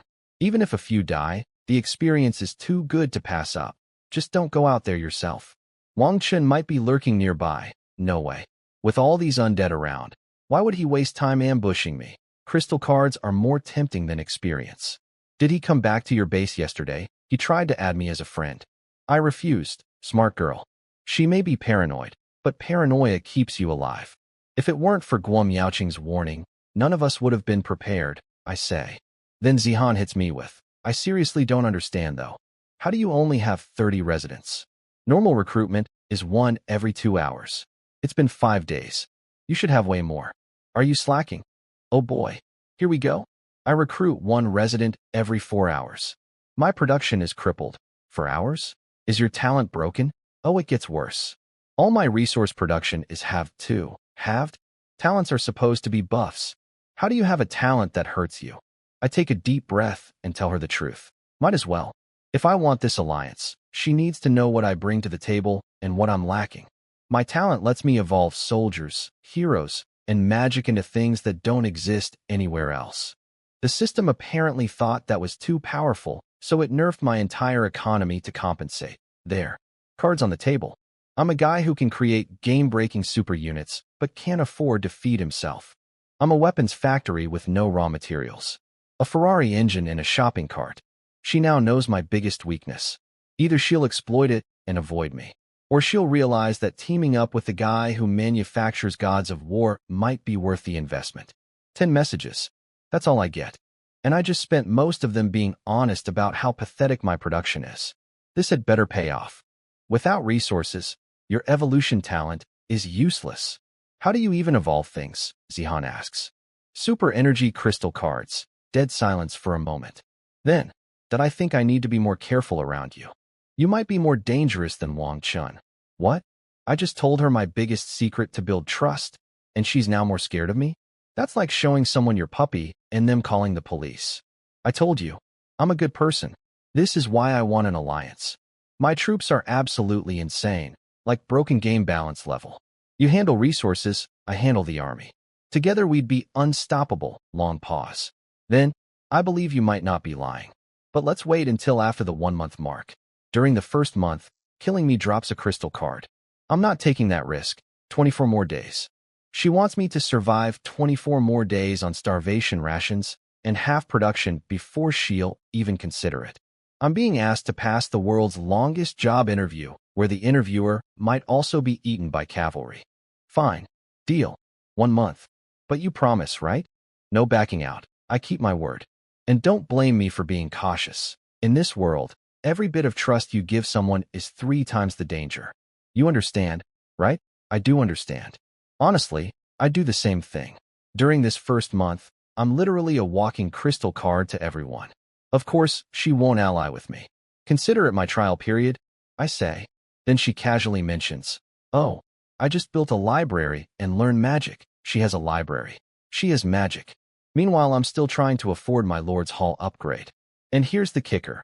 She tells me that the library gives you a free magic book on your first visit. A free magic book. I opened my midnight card and got a magic book. I thought that was lucky. Turns out everyone gets one for free. My rare card drop was the equivalent of a coupon for something that's already free. The universe is laughing at me. I learned 5 level 1 spells. She continues, absolutely oblivious to the emotional damage she's inflicting.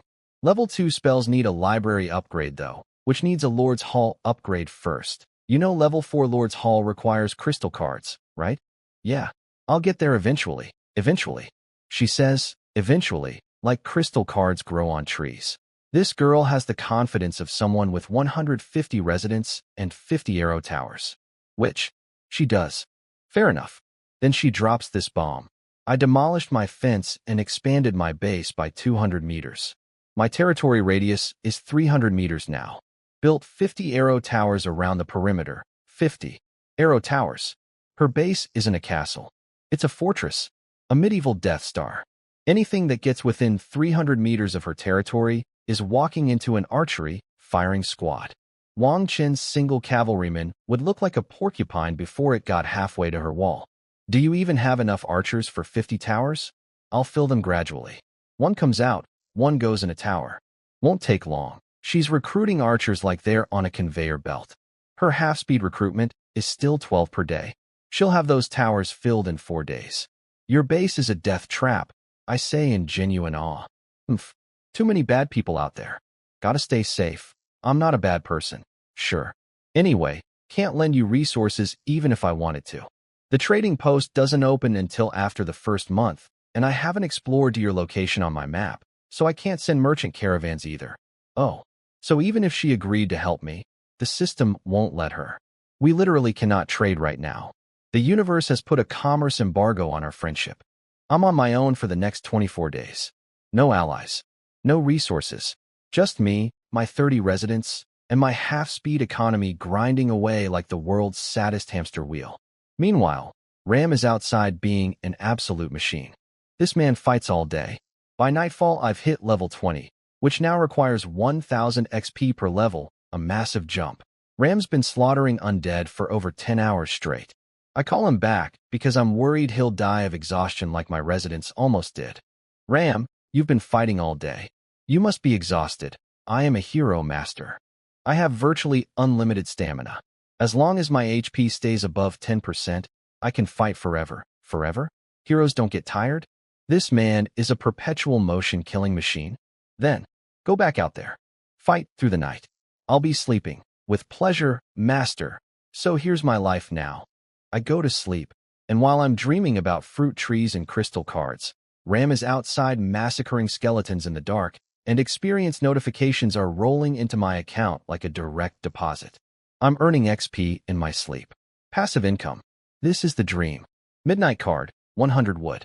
Again, with the minimum rewards. But I've noticed the pattern now. My luck goes bad, bad, bad, then suddenly amazing. It's like the universe charges up a cannon of good fortune by feeding me garbage first. So I'm actually happy about the bad cards. Every terrible pull is just building pressure for the next explosion of good luck. Bring on the garbage. I can wait. I wake up to find Ram standing guard at my door like a loyal dog. The man fought all night and doesn't even look tired. Meanwhile, I slept 8 hours and still feel like garbage. Level check. Both of us hit 23. Ram killed so many skeletons overnight that we both gained 3 levels in our sleep. My passive income strategy is working. My stats are balanced. 9 attack, 9 defense, 5 spirit, 5 knowledge. Ram's are hilariously lopsided. 14 attack, 10 defense, 1 spirit, 3 knowledge. His spirit literally hasn't moved. This man's magical ability is equivalent to a brick. But that's fine. He's a warrior, not a wizard. His job is to hit things, and he hits things very well. Here's the beautiful math. When Ram leads troops, his stats ADD to theirs. So my Mystic Armor Guard with Ram would have attack 24 and defense 30, plus Ram's percentage talent bonus, plus equipment bonuses, plus skills. Wang Qin's little 1-star cavalryman with 11 attack and 5 defense. Against that, 1 spear thrust, and it's horse meat. There is literally nothing in this world right now that can fight a Ram-led Mystic Armor Guard. We're talking about bringing a tank to a sword fight. The guard finishes recruiting on the 9th at noon, which is also the next Undead Invasion Day. The stars are aligning. I spend today doing a full 500-meter exploration radius around my base. The results: 3 iron deposits, 4 stone quarries, 5 forests, 5 fruit groves, and 1 river. Resources are plentiful. The only thing I'm short on is people to collect them. But then I notice something worrying. No salt mine anywhere. I've used almost half my starting salt already. No salt means no food preservation. No seasoning. No survival long-term. I ask Guagua and he confirms. Salt is a rare resource. There might be only 1 or 2 deposits in the entire small world, which means someone else probably controls it. I message Zihan. Got any salt? Yeah, I have a salt mine. Plenty stocked up. Of course she does. The rich get richer. At least when we finally ally next month, salt won't be a problem. Then that evening, Zihan pings me with the energy of someone watching reality TV. Go to the World Channel. There's a fight. I open it and find Wang Chun and someone named Ding Liang absolutely destroying each other with insults. And the population list? Down to 5 names. Someone else is dead. Zihan, 1,8200 Ding Liang, 8090 Li Ying, 75 of 80 Wang Chun, 6870 Ding Fu, 3440 still dead last. But alive, which is more than 5 other people can say. Zihan fills me in. Zhen Ming was killed by Ding Liang. He's actually killed 3 people. Wang Chun only killed 2. The other deaths were all Ding Liang. My blood runs cold. This whole time, we thought Wang Chun was the only killer. The guy with cavalry. The public menace. But lurking in the shadows was Ding Liang, secretly assassinating people while everyone focused on Wang Chun. I scroll through the chat history and piece it together. Wang Chun went out exploring today and got ambushed by Ding Liang, who has 5 3-star archers. No armor on Wang Chun's cavalry meant those arrows hit hard.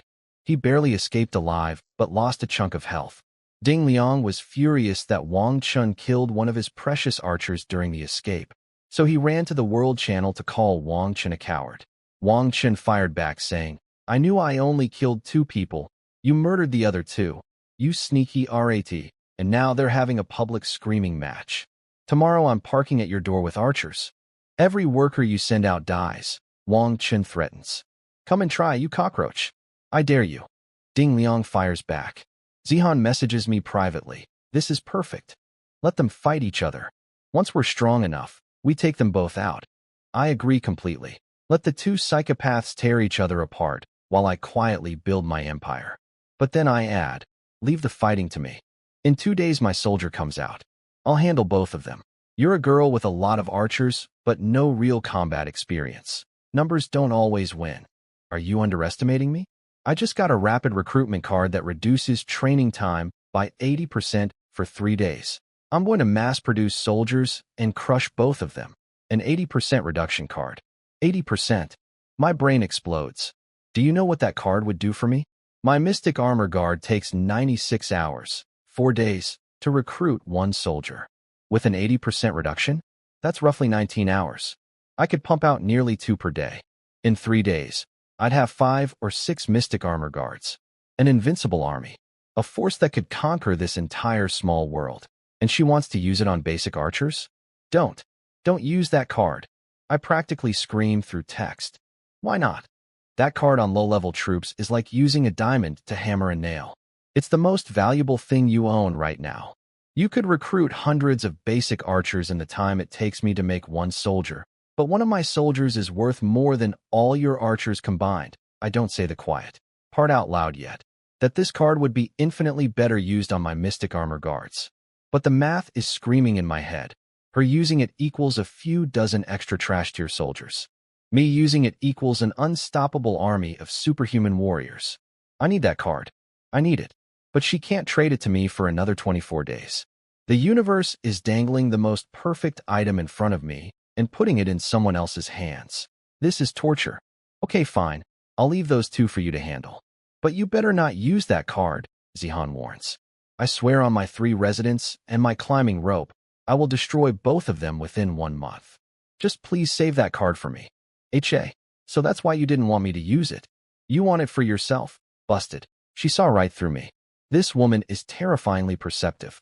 Look, I'm begging you. My recruitment time is 4 days per soldier.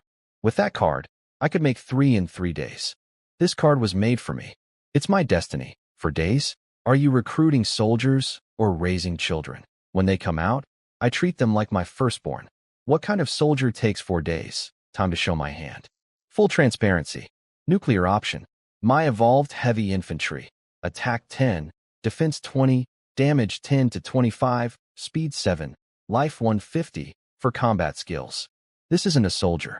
This is a walking apocalypse. Long silence. Long silence. I can practically hear her jaw hitting the floor through the messaging system. Your troops are insane. Fine. I'll save the card. But only after we ally next month. The card is saved. I could kiss this screen right now. The single most important resource for my future military dominance has been secured. Zihan saw those stats and immediately understood. Why build 100 paper soldiers when you can build a handful of gods? Thank you. I'll trade you something good for it. With what? You're broke. I have. items, equipment, future favors. We'll talk later. Meanwhile, Wang Chun and Ding Liang are still screaming at each other in the World Channel like two monkeys fighting over a banana. Boring. I already know what I need to know. There are two killers, not one. I exit the channel. Then my watch buzzes with something unexpected. A friend request. With a message, Ding Fu, 26 years old. Where did you go to school? The sender, Li Ying. My heart stops. Li Ying. The Li Ying. The beautiful girl from school 115 that Guan Chong was gossiping about on the subway. The one who married into a rich family to avoid exile, only to have that family's entire political dynasty collapse and get exiled anyway. She knows my name. She knows my AG. She's asking about school to confirm my identity. After 10 years, she still remembers me? Well, I remember her. Every boy in that school remembered Li Ying. She was the kind of pretty that got engraved into your memory, whether you talked to her or not. Famous beauty of the 115th school district. The girl who got snatched up by nobility before she even graduated. And now she's here, in this death world, reaching out to a classmate she barely knew a decade ago. Which means she's scared. You're really that Li Ying? Yeah, school 115. I remember you sat in the front row. Smooth, Ding Fu. Very smooth. I remember where you SAT. Not creepy at all. I remember you were close friends with my seatmate, Guan Chong. Do you remember him? Oh man. Guan Chong. My big refrigerator buddy. The guy whose backpack I was grabbing when we charged through the portal. We went in together and got separated immediately. I still don't know where he ended up. We literally charged into the world gate screaming together. But this world split us up. Same with me and my boyfriend's family. We came in together hoping to stick close, but, yeah, this world doesn't do group discounts. I pause, then cut straight to it. So, Li Ying, it's been days and you're just now contacting me. What's going on? I already know the answer. Two psychopaths are openly fighting in the world chat. People are dying left and right, and she's alone with no allies. She needs a partner. I'm scared. 2 words. Honest. Raw. No games. No negotiation tactics. No 10-message limits. Just a frightened woman in a world that wants to kill her. I understand. But you know I'm a risk too, right? Crystal cards make everyone dangerous during this first month. I don't have a choice. At least we were classmates. I know enough about you to believe you wouldn't do something truly evil. If even you would betray me, then this world is too cruel to live in anyway. That hits me right in the chest. She's not being naive. She's making a calculated bet with the best odds she has. And honestly, she's right. I'm not a killer. I'm a guy who picks 40 berries for 1 food unit and names his residence Big One. All right, let's do this. Alliance. No hesitation. No month-long waiting period. No 10-message probationary nonsense. She offered trust. I accepted. Done. The alliance request pops up. I hit agree. Our maps merge, and I can see her location and wait. She's only 700 meters from my base. I literally would have found her tomorrow during my exploration. And here's the interesting part. Zihan is to my east. Li Ying is to my west. I'm sandwiched right in the middle. It's like the universe arranged us in a perfect defensive line. 3 castles, side by side, ready to support each other. Well, 2 allies and 1 very cautious not yet ally who counts my messages. We're so close. Li Ying messages. I know. 1 more day of exploring, and I would have bumped into you anyway. 2 women on either side of me. One is a paranoid rich girl with 180 residents and 50 arrow towers who won't trust me for another 24 days. The other is a scared former beauty queen who trusted me in 5 minutes. Funny how that works. The one with nothing to lose trusts faster than the one who has everything to protect. But I'm not complaining. For the first time since arriving in this world, I'm not alone. I have an ally. A real, actual, system-verified ally who I can attack and who can attack me. Day 7 in the ancient void world. Population dead last. Resources pathetic. Economy crippled. But I've got a 4-star hero, a mystic armor guard recruiting as we speak, a climbing rope that saved my life twice, a future alliance with a resource queen, and now an old classmate watching my back. Things are coming together. Li Ying is so relieved we're close together. If anything happens, you can come rescue me. Just stay inside your base for now. Once my soldier is ready, I'll take care of Wang Chun and Ding Liang personally. You're going to fight them? She sounds like I just said I'm going to wrestle a bear. I thought we'd just Defend together. These two killed 7 people between them. Leaving them alive is like leaving a fire burning next to your bed. Better to stomp it out while it's small. Do you have a plan? Step 1. Wait for my soldier. Step 2. Find them. Step 3. Violence. It's simple, really. Finding them isn't hard. Wang Chen appeared on the far side of Zihan's base, so I just follow that direction. Ding Liang is somewhere beyond Wang Chen, probably a few kilometers out since they only ran into each other on day 6. Can you share your stats with me? I ask, because allies should know each other's strengths. She sends her full panel, and I nearly fall off my bed. Yulan Castle Lord. Li Ying Talent. Financial genius. Residents provide 1 extra gold coin per day. On the 1st of each month, total gold increases by 50%. All financial skill bonuses doubled. 50% monthly compound interest on gold. Do you understand what this means? If she has 1,000 gold at the end of the month, she wakes up on the 1st with 1,500. If she has 10,000, she gets 15,000. The more she saves, the more she makes. This talent doesn't just generate wealth, it multiplies it exponentially. And every resident gives 2 gold per day instead of 1. Double tax revenue. I found another sugar mama. No, she's not a sugar mama. She's a central bank. She's the Federal Reserve of the ancient void world. I'm laughing so hard my wooden shack is shaking. I send her my stats, and she immediately zeroes in on the important part, your talent. What exactly can Super Evolution do? I send her the Mystic Armor Guard stats. All of them. Every beautiful, terrifying number. Her response, no wonder your talent has penalties. If you could produce these and have normal resource rates, you'd break the entire world. Exactly. Someone finally gets it. My talent isn't cursed. It's so powerful the system had to handicap me just to keep things fair. I'm not playing on hard mode because I'm weak. I'm playing on hard mode because I'm too strong. With your financial support, my talent's weakness is cut in half, I tell her. And then, this is why Li Ying is incredible. Without hesitation, without negotiation, without a month-long trial period, she says, then it's settled. I'll handle gold. Resources go to you first. You focus on leveling up and building soldiers. Don't stop recruiting. Just like that. No bargaining. No, but what do I get? She saw the synergy, calculated the optimal strategy, and committed. In 30 seconds, she understood what took Zihan days of pestering to even consider. I tell her to save her gold during the first month. I can get enough from killing undead. Her talent's real power is that 50% monthly bonus.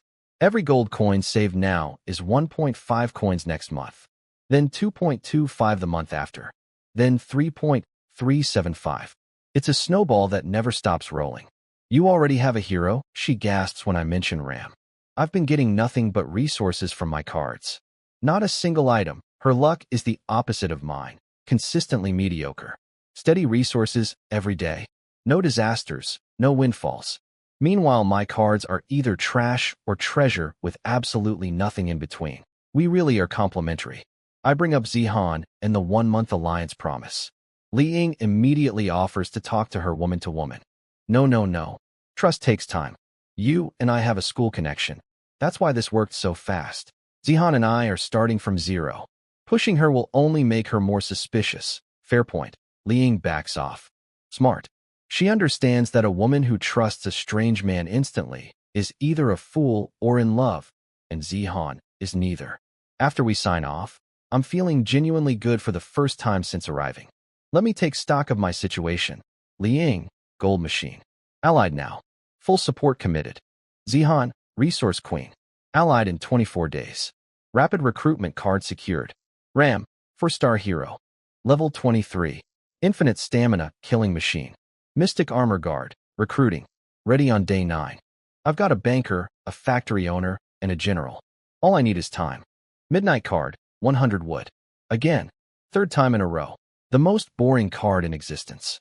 But I'm not mad. My luck pattern is crystal clear now. Garbage, garbage, garbage, then boom. Every bad pull is just the universe loading the cannon. Last time the cannon fired, I got 1,000 gold. Before that, a crystal card from a skeleton boss. Something big is coming. I can feel it. Also, the undead boss spawning in the same spot twice. That's either insane luck or it always spawns near me. Either way, I'm not complaining. The universe can keep delivering crystal cards to my front door. I'll keep fishing skeletons over my fence with a climbing rope. Day 7 complete. 2 allies secured. 0 resources. Maximum potential. The comeback story of Fu City is officially underway. Next morning, Ram and I head out to explore the map. Li Ying's territory to the west is already shared through our alliance, and the east is where those two murder hobos Wang Chun and Ding Liang live. So today we go north and south. I decide to walk in a straight line south because I want to know, does this world have an edge? Like, if I keep walking, do I fall off? Hit an invisible wall. Loop around like a video game. 5 kilometers later, nothing. No edge. No wall. No, you have reached the boundary of the playable area. Just more grass, more trees, more emptiness. Also 0 resource nodes, which is weird. It's like all the good stuff spawn near our bases and the rest is just decoration. I change direction and start sweeping horizontally, and that's when I stumble into a mountain valley and find something that makes my brain short-circuit. A palace. An actual stone palace sitting in the middle of nowhere. Not huge, maybe 30 meters on each side, but definitely not natural. And next to the front door, there's a stone tablet carved with the words, "Abyss Labyrinth, my skin crawls." This place looks ancient. Like, older than civilization, ancient. Ram, you know what this is? No clue, Master. Want me to go in and check? Go in, look around, come right back. If there's monsters, don't fight them. Ram marches up to the door and pushes. And pushes. And pushes. Nothing. The door won't budge. Then a notification pops up. Entry requires 30 super energy points. 30? That's 3 crystal cards. I've only ever had 2 in my entire life. This place wants me to pay a fortune just to walk through the door. Forget it, Ram. We're broke. Come back. I'm so frustrated I could scream. A treasure dungeon right here, in MY Small World, and I can't afford the entry fee. It's like finding a vault full of gold and realizing the key costs more than what's inside. Back at base, I tell Guagua about it, and he drops some lore on me. That's not a treasure space, Master. That's an ancient relic. What's the difference? Oh boy. Buckle up. Apparently, the ancient void world isn't some artificially created game server. It's a real world that's existed for millions of years. There was an ancient civilization here that went through some catastrophic event, a great calamity, and everything went dormant for eons. The world only started reopening about 100 years ago when it connected to Earth. Wait, this world has been around for millions of years. Yes, Master. No one could create something this large. It has its own natural laws entirely different from your world. My brain is melting. I thought this was some high-tech simulation. Turns out it's an ancient dimension with its own history, its own civilizations, and its own apocalypse that happened long before humans even existed. So what's the Abyss Labyrinth? Likely a settlement of an ancient race that got swept into dimensional chaos during the calamity. A powerful being inside stabilized the space to protect their clan's treasures from outsiders.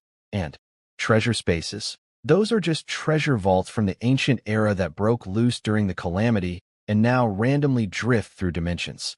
So the difference is, treasure spaces equals walk in, pick up loot, walk out. Ancient relics equals walk in, fight ancient monsters, maybe get loot, probably die. It's a dungeon, a straight-up RPG dungeon, complete with boss monsters and a cover charge. All ancient relics cost 30 points to enter. Yes, but the danger levels vary wildly. No way to know until you're inside. And the rewards? Similar to treasure spaces, but ancient relics can contain special barracks. Unique biological units that you can't get anywhere else. Special barracks. Unique creatures. My evolution talent works on troop types. If I could get my hands on some exotic monster unit and evolve it. My palms are sweating. My imagination is going wild. But reality slaps me back. I need 3 crystal cards just to get through the door, and I currently have 0. Adding this to the someday when I'm rich list, right between titanium armor and 5-star hero. On my way back to base, I discover a salt mine. My own personal salt deposit. Combined with Zihan's salt mine, that's 2 sources of the most essential seasoning in survival. My residents will never eat bland fruit again. Once the 2 killers are dealt with, I need to map this entire small world. There could be more relics, more rare resources, more things that changed the game entirely. Midnight card time. I've gotten 100 wood 3 times in a row now. This isn't bad luck anymore. This is statistically impossible. The odds of pulling the same minimum reward 3 consecutive times must be astronomically small. Smaller than pulling 50 residents. Smaller than pulling a talent card. My luck has hit rock bottom. It's sitting at the very bottom of the ocean in a trench that hasn't been discovered yet. Which means, by my now thoroughly tested theory of, what goes down must come up. Tomorrow is the 3rd undead invasion. Last 2 times, the boss spawned at my doorstep and I fished it over the fence for a free crystal card. My luck pattern says I'm due for something massive. 3 days of garbage cards. A treasure dungeon I can't enter. An economy running on fumes. But somewhere in the universe, a cannon of good fortune is being loaded. And when it fires, I'll be ready with my rope. Day 9. 3rd undead invasion. I'm standing at the gate at 7:59 a.m., eyes locked on that one specific spot where the boss spawned the last 2 times. There's no way it happens again, I tell myself. That would be ridiculous.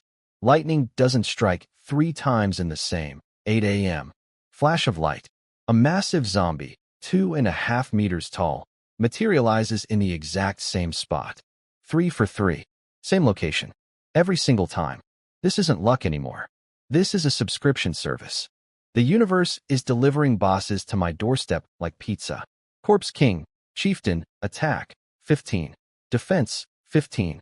Damage, 10 to 15. Speed, 5. Life, 200. Skills, Cross Lightning, Frenzy Strike.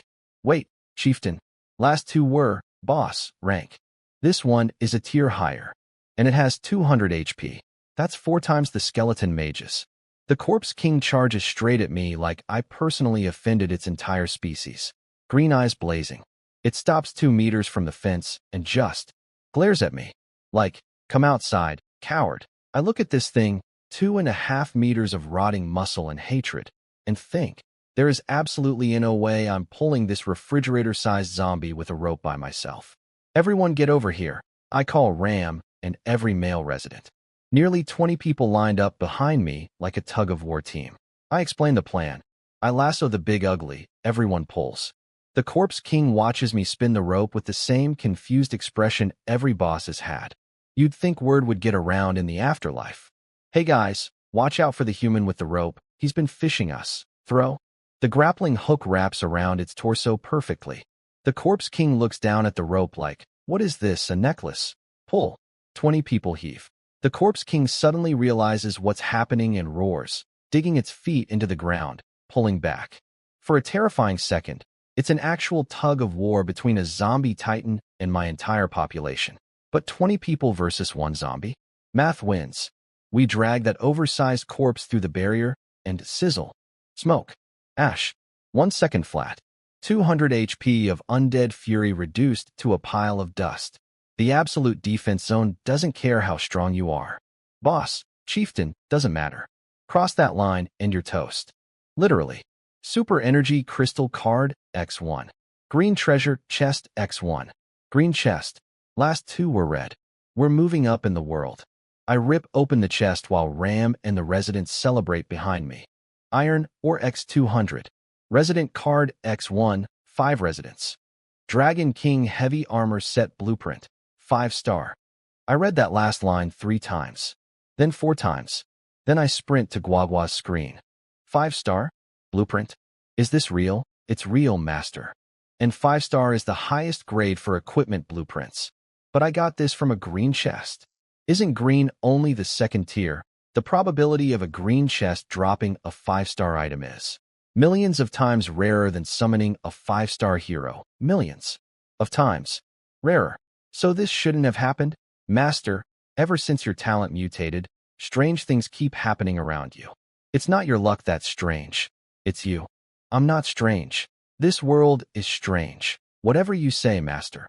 I learned the blueprint immediately and checked the blacksmith. The Dragon King set has 4 pieces: helmet, plate armor, gauntlets, and boots. No weapon or shield, but each piece adds attack, defense, and life, plus special attributes. Full set bonuses include magic damage reduction and immunity to slow, possession, weakness, and poison effects. Immunity. My Mystic Armor Guards wearing this set would be immune to 4 types of debuffs while having the highest tier defense stats possible. They'd be walking fortresses. The actual stat numbers depend on materials though. Right now I only have basic iron, which will give minimum values. But someday, when I get titanium or mythical ores through the trading post, oh baby, my first Mystic Armor Guard finishes recruiting in 4 hours, so I start forging a set immediately. 4 hours for the full set, 1 piece per hour. With basic iron, the stats won't be amazing, but the set bonuses and immunities alone make it worth it.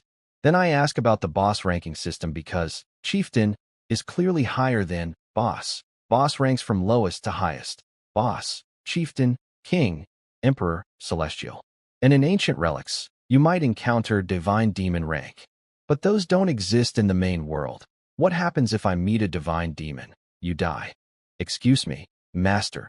Even the ancient civilizations couldn't survive their calamity. What makes you think you could fight a god? That calamity was a natural disaster. Not a fair fight. I bet with enough Mystic Armor Guards and good equipment, I could, sure, Master. I will catch a Divine Demon someday and drag it home. Mark my words, Guagua doesn't even respond. He's probably rolling his digital eyes. I check outside to assess the new undead lineup. Gone are the basic skeletons, no more easy pickings. Now it's skeleton champions, rage zombies, plague zombies. Everything's upgraded. Higher attack, higher defense, way more HP. Speed still cap at 4 though, so at least they're slow. Ram can still handle them with his regenerating armor, but it won't be the cakewalk it was before. And in 4 hours, my first Mystic Armor Guard joins the fight. Dragon King armor equipped. Skills activated. 3 crystal cards total now. The Abyss Labyrinth needs 3 to enter. Coincidence? Or is the universe telling me something? My luck pattern delivered again. 3 days of 100 wood, then boom, 5-star blueprint, crystal card, free residence, and 200 iron. The cannon fired, and it hit every target. Now I understand the rhythm. Bad luck isn't punishment. It's the universe pulling back its slingshot. And the further it pulls back, the harder it launches. New enemy type alert, ghosts. These translucent jerks have a 50% chance to dodge physical attacks. The good news? They take 50% extra magic damage. The bad news? I don't have a magic army. The okay news? Ram's attack is so high he just swings twice, and they die anyway. Ram heads outside wearing his gear. Attack 19, defense 20, life 330, plus 1% HP regen per second. The undead might as well be throwing pillows at him. Even the ghosts that manage to scratch him deal 1 to 2 damage, which he regenerates in literally 1 second. Experience is pouring in, skeleton champions, for XP. Zombies, 5 to 7 XP. Ghosts, 10 XP, 10 per ghost. That's 5 times what basic skeletons gave. At this rate, I'll hit level 30 before dinner. I'm sitting behind my fence watching numbers go up like it's a stock portfolio on a good day. Then noon hits, and the moment I've been waiting for, my first Mystic Armor Guard is born. I pull Ram back, assign the guard to his command, and equip my brand new Dragon King set plus basic weapons and shield. Dragon King Crown. Defense 1, life 10, reduces physical damage by 1%, bonus 1% life. Dragon King Plate. Defense 2, life 10, reduces magic damage by 1%, bonus 1% defense. Dragon King Gauntlets. Attack 1, defense 1, 1% crit rate, 1% skill trigger bonus, 1% cooldown reduction. Dragon King Greaves. Defense 1, life 10, 1% speed, 1% dodge. Full set bonus. 5% magic damage reduction, immune to slow, possession, weakness, and poison. The numbers are low because I'm using garbage tier iron, but the special effects are all there. Immunities, crit bonuses, skill triggers, all active regardless of material quality. Someday when I get better metals, these numbers will be astronomical. For now, they're enough. Final Mystic Armor Guard stats with Ram leading. Attack, 1022 is equal to 32 defense. 2024 is equal to 44 life. 150-130 is equal to 280 plus Ram's Spring Recovery Armor shares its regen with troops under his command, plus Ram's percentage talent bonuses, plus 4 combat skills including an 80% damage reduction formation and a 5-hit combo every 10 seconds. This isn't a soldier. This is a natural disaster wearing pants. I send Ram and the guard into the undead horde and watch from the fence like a proud father at a soccer game. The Mystic Armor Guard moves at speed 7, which sounds slow, but with all the gear equipped, he doesn't slow down at all. Apparently weight only matters if you exceed your carry limit.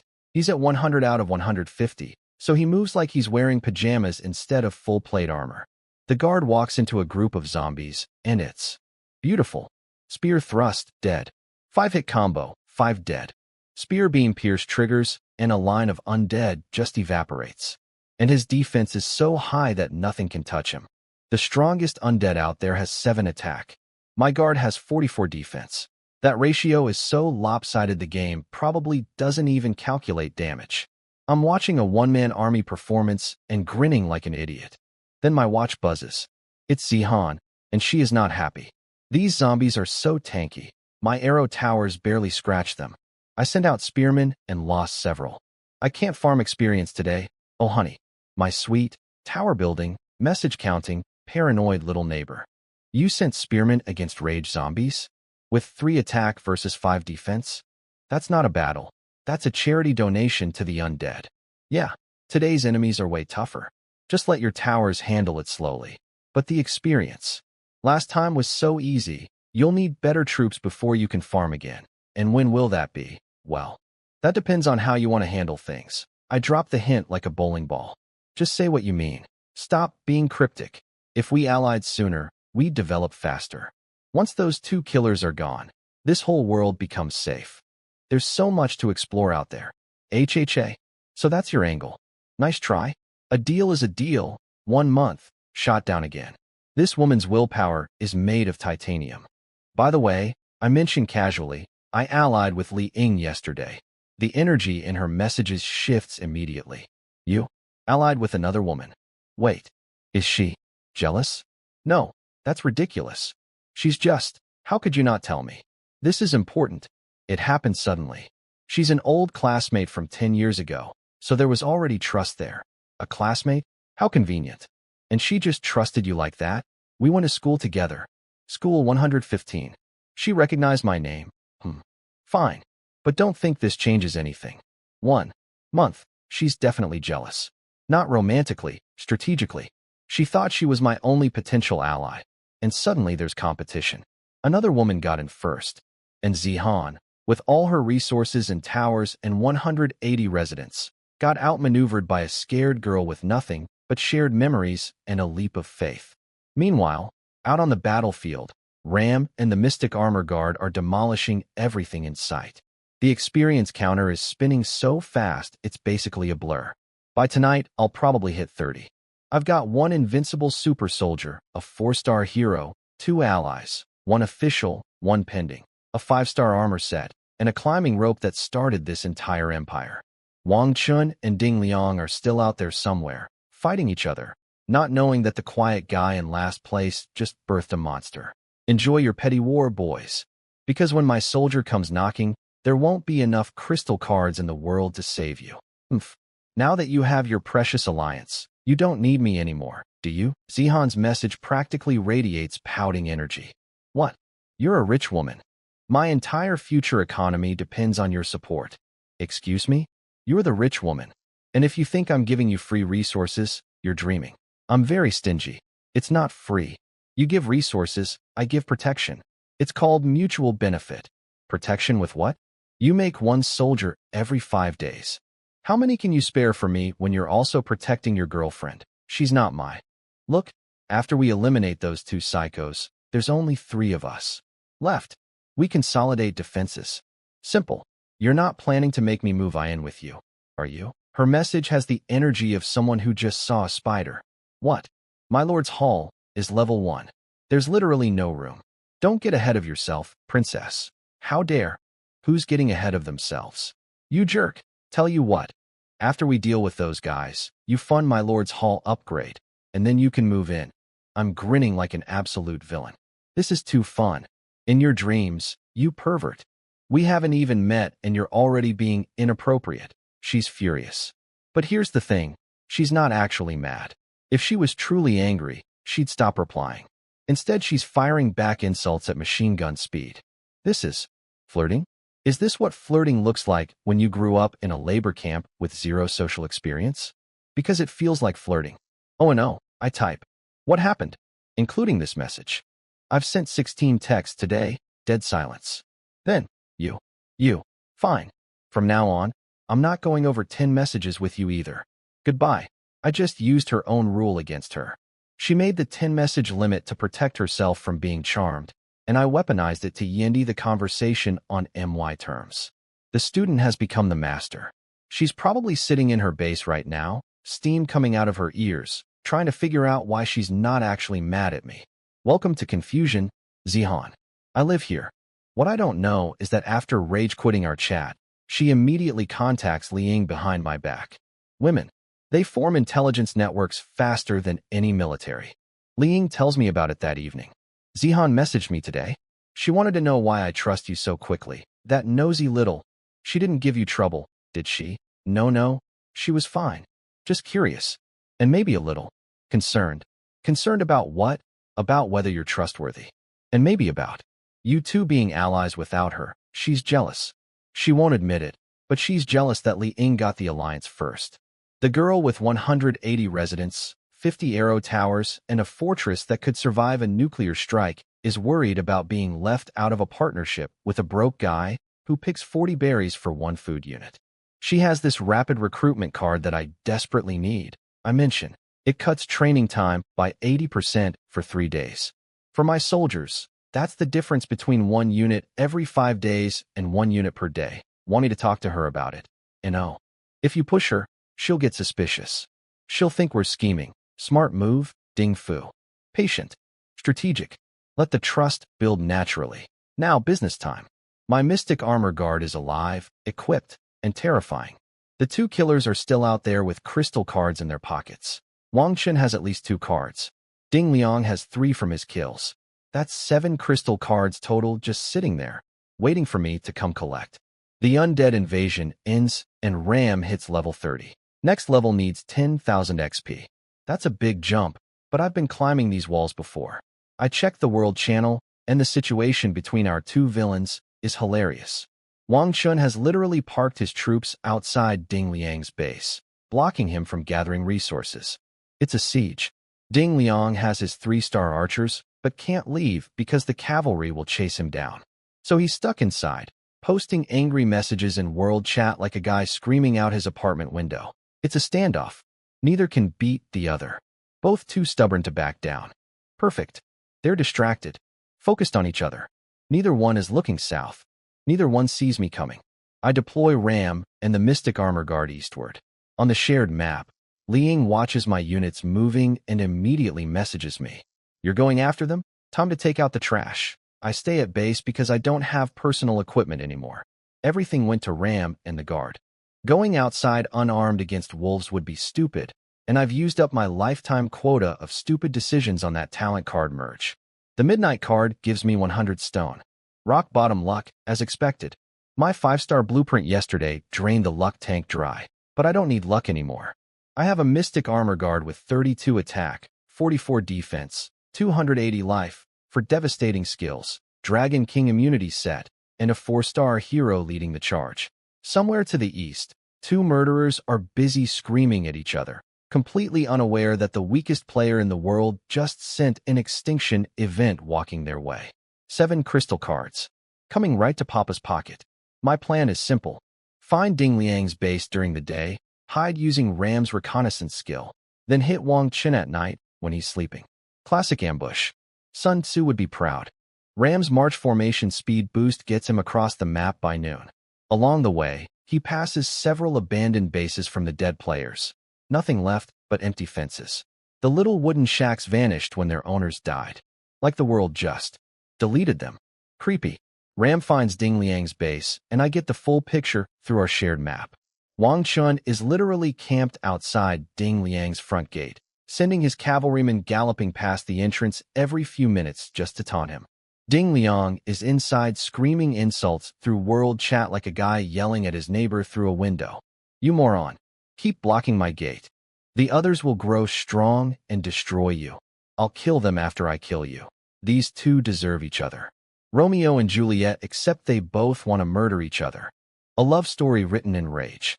Meanwhile, I'm back at base asking Guagua the important questions. When I kill a castle lord, do their residents disappear? Not necessarily. If you gather all the lord's people inside their base and shut down their central system before killing the lord, you can take over everything. Residents, resources, buildings, all of it. How do I shut down the system? There's a button on the back of the control panel. Press and hold for 3 seconds. Only a castle lord can do it. I check behind MY panel. Yep, there's a button. Good to know. Also good to know that nobody else knows I know this. Can I restart a dead system? Only with a city building card. The system will recognize you as the new owner. That gives you a second castle. What about the bases of people who already died? Gone. If the lord dies without someone shutting down their system first, the control panel vanishes permanently. So the 4 people who died earlier, their entire bases, residents, resources, buildings, all gone. Wasted. Deleted. Because nobody was there to press a button. What a waste. But it won't happen again. Not on my watch. The problem is Wang Chun. I can't get into his base to press his button because he's not at his base. He's camping outside Ding Liang's. So I can't capture his assets before killing him. I'll have to settle for just taking his crystal cards and whatever he's carrying. Ding Liang is a different story. He's locked inside his base. If he stays inside after the month ends, I could potentially infiltrate, shut down his system, and take everything. But that's a problem for later. Tonight, we handle Wang Chun. Midnight arrives. I open my card, 100 gold. Luck's still in the gutter. But who cares? I'm not gambling tonight. I'm hunting. I wait until 2 a.m. Wang Chun opened his midnight card at 12 and probably went back to sleep. He built a little makeshift shelter near Ding Liang's base. Basically a tent with an attitude problem. His soldiers patrol outside in shifts. I give Ram the order, attack. Ram's tactical brain kicks in immediately.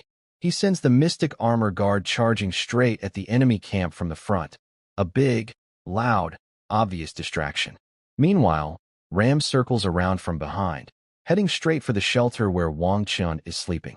The guard crashes into view, and Wang Chun's soldiers spot him instantly. Arrows fly. Spearmen scramble into formation.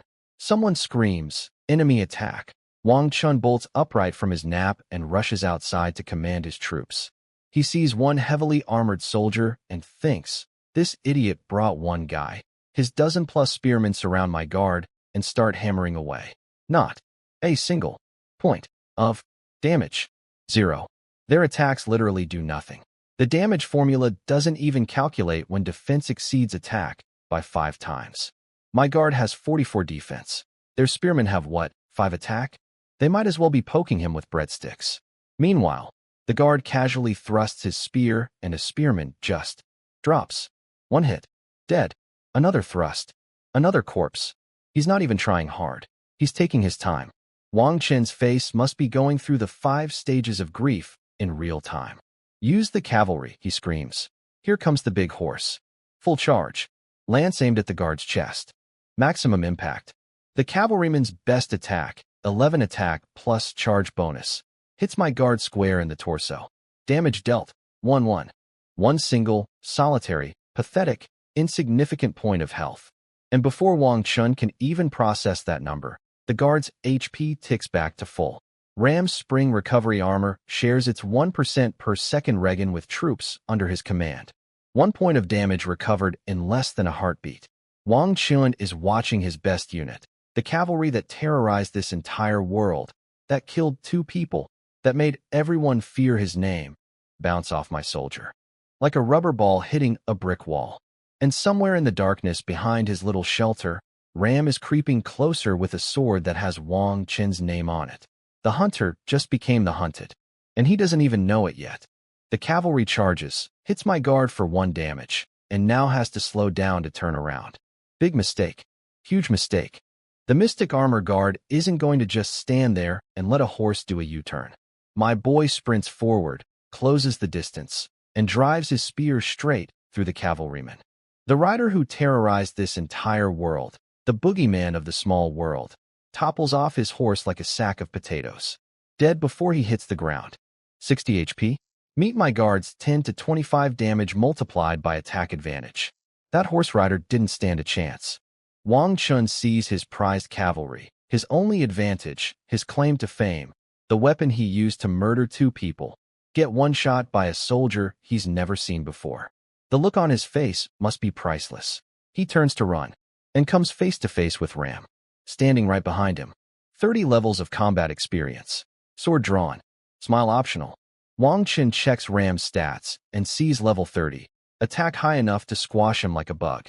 Then he sees the faction name. Fu City. Fu City. My city. The last place guy. The trash tier nobody with 34 population. The joke at the bottom of the leaderboard. I can practically feel his confusion through the shared consciousness. The weakest player did this? How?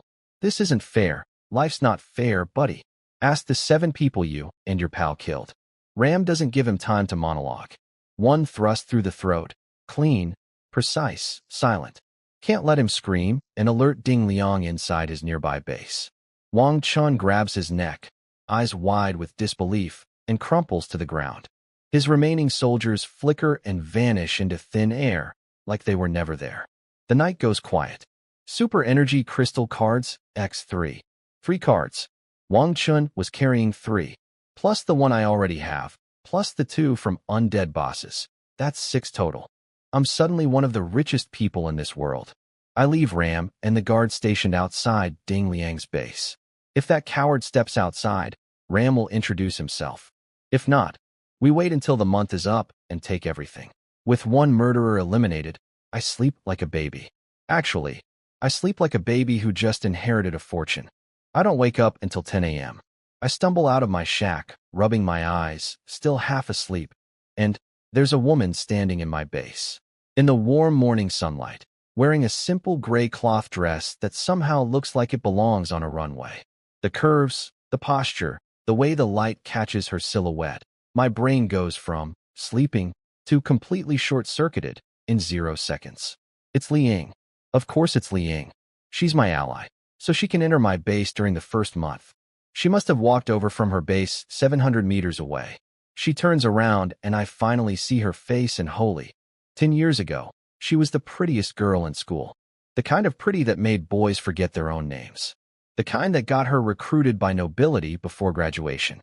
10 years later, she's not just pretty. She's devastating. She went from, wow, she's beautiful, to, I think my soul just left my body. The quiet, shy girl is gone. In her place is a woman radiating elegance, intelligence, and the kind of smile that could collapse entire empires. I'm standing there with bed hair, wrinkled clothes, and my mouth hanging open like a broken mailbox. Oh, you were sleeping in, she says, her voice melodic and slightly teasing. She gives me a look that says, I caught you staring, you idiot. I know I'm staring. I can't stop. My brain has blue-screened. How? 10 years and you're still this terrifying. I manage. Terrifying? She giggles, actually giggles, and the sound does something illegal to my heartbeat. Are you afraid of me? I've maintained my moral principles for years. One look at you, and the fortress is crumbling. That's terrifying. Oh my. Should I leave then? Before you do something bad and blame me for it? If you leave, I'll be so lovesick I won't be able to concentrate on building my castle. So if I stay, you'll misbehave. If I go, you can't function. What exactly do you want me to do? She crosses her arms with a machinoid expression that's so cute it should be classified as a weapon. They say people develop aesthetic fatigue eventually. So if I see you enough, maybe I'll recover. We both burst out laughing. This is nice. 2 people who shared a classroom a decade ago, reunited in a death dimension, flirting over fruit trees and wooden shacks. It's absurd and somehow perfect. You've changed, she says, shaking her head with a smile. The quiet boy from school learned to be quite the smooth talker.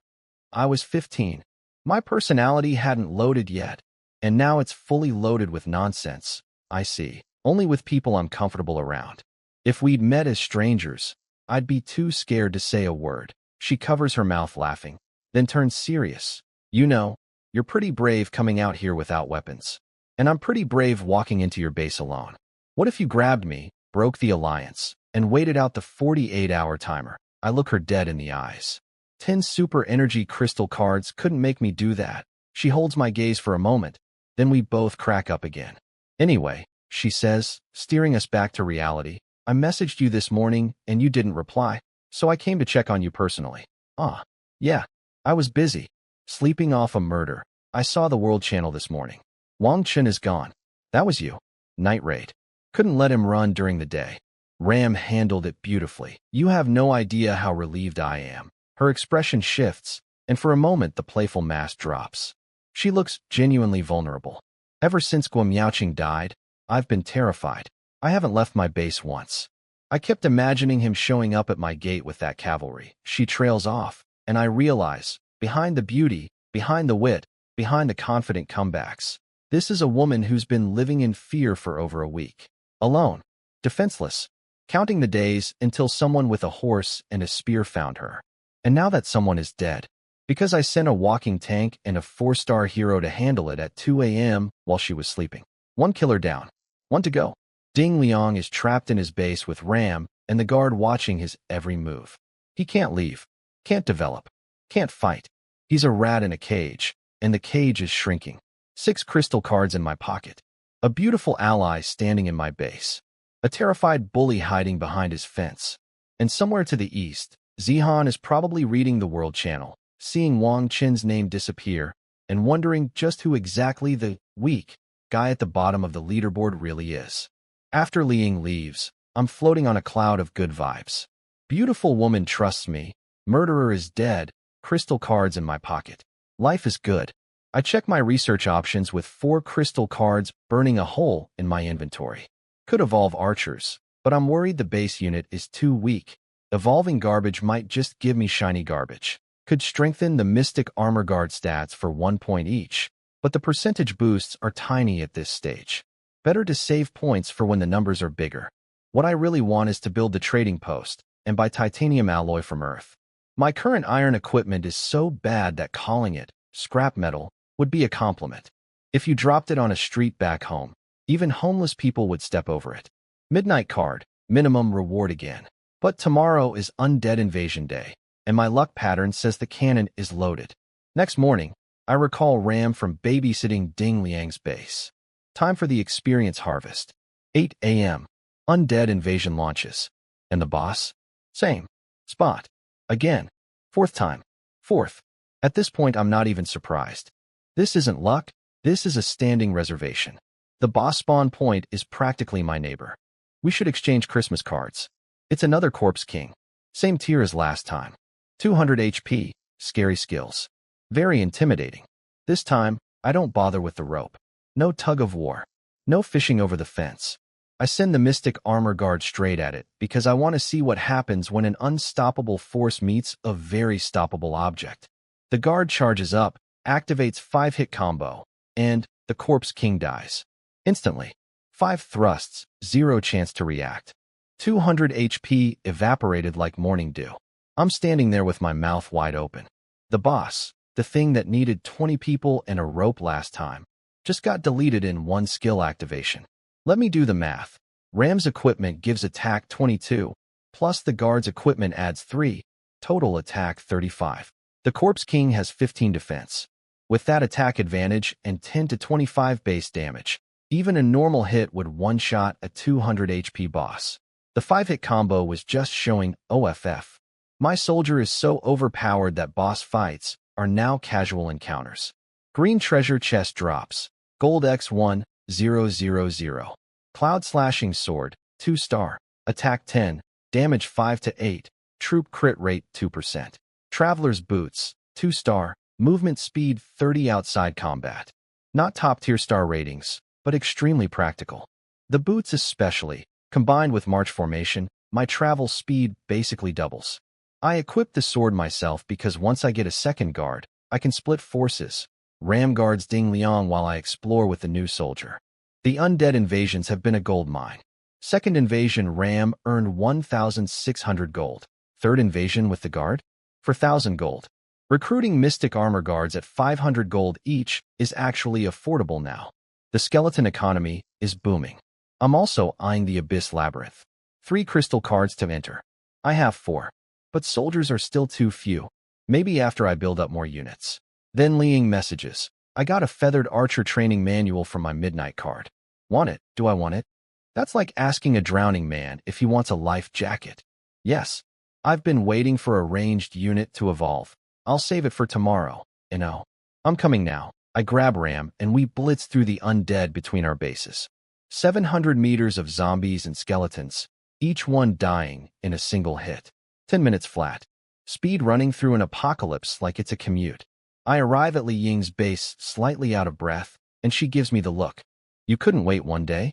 You literally fought through an undead army for a piece of paper. These undead are basically confetti.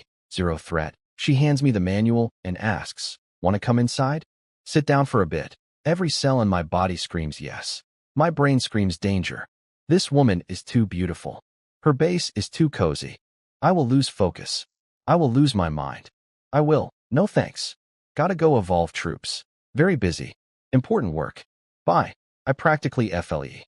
She watches me leave with this knowing smirk that tells me she knows exactly why I'm running. You seem scared, she calls after me. Scared? I'm terrified. Not of monsters or killers or undead armies. Of a woman in a gray dress with a smile that could collapse civilizations. My willpower is strong, but it's not infinite. Back at base, I learn the manual and check the feathered archer stats. Attack 8, defense 3, life 20. Way better than basic archers. Perfect evolution material.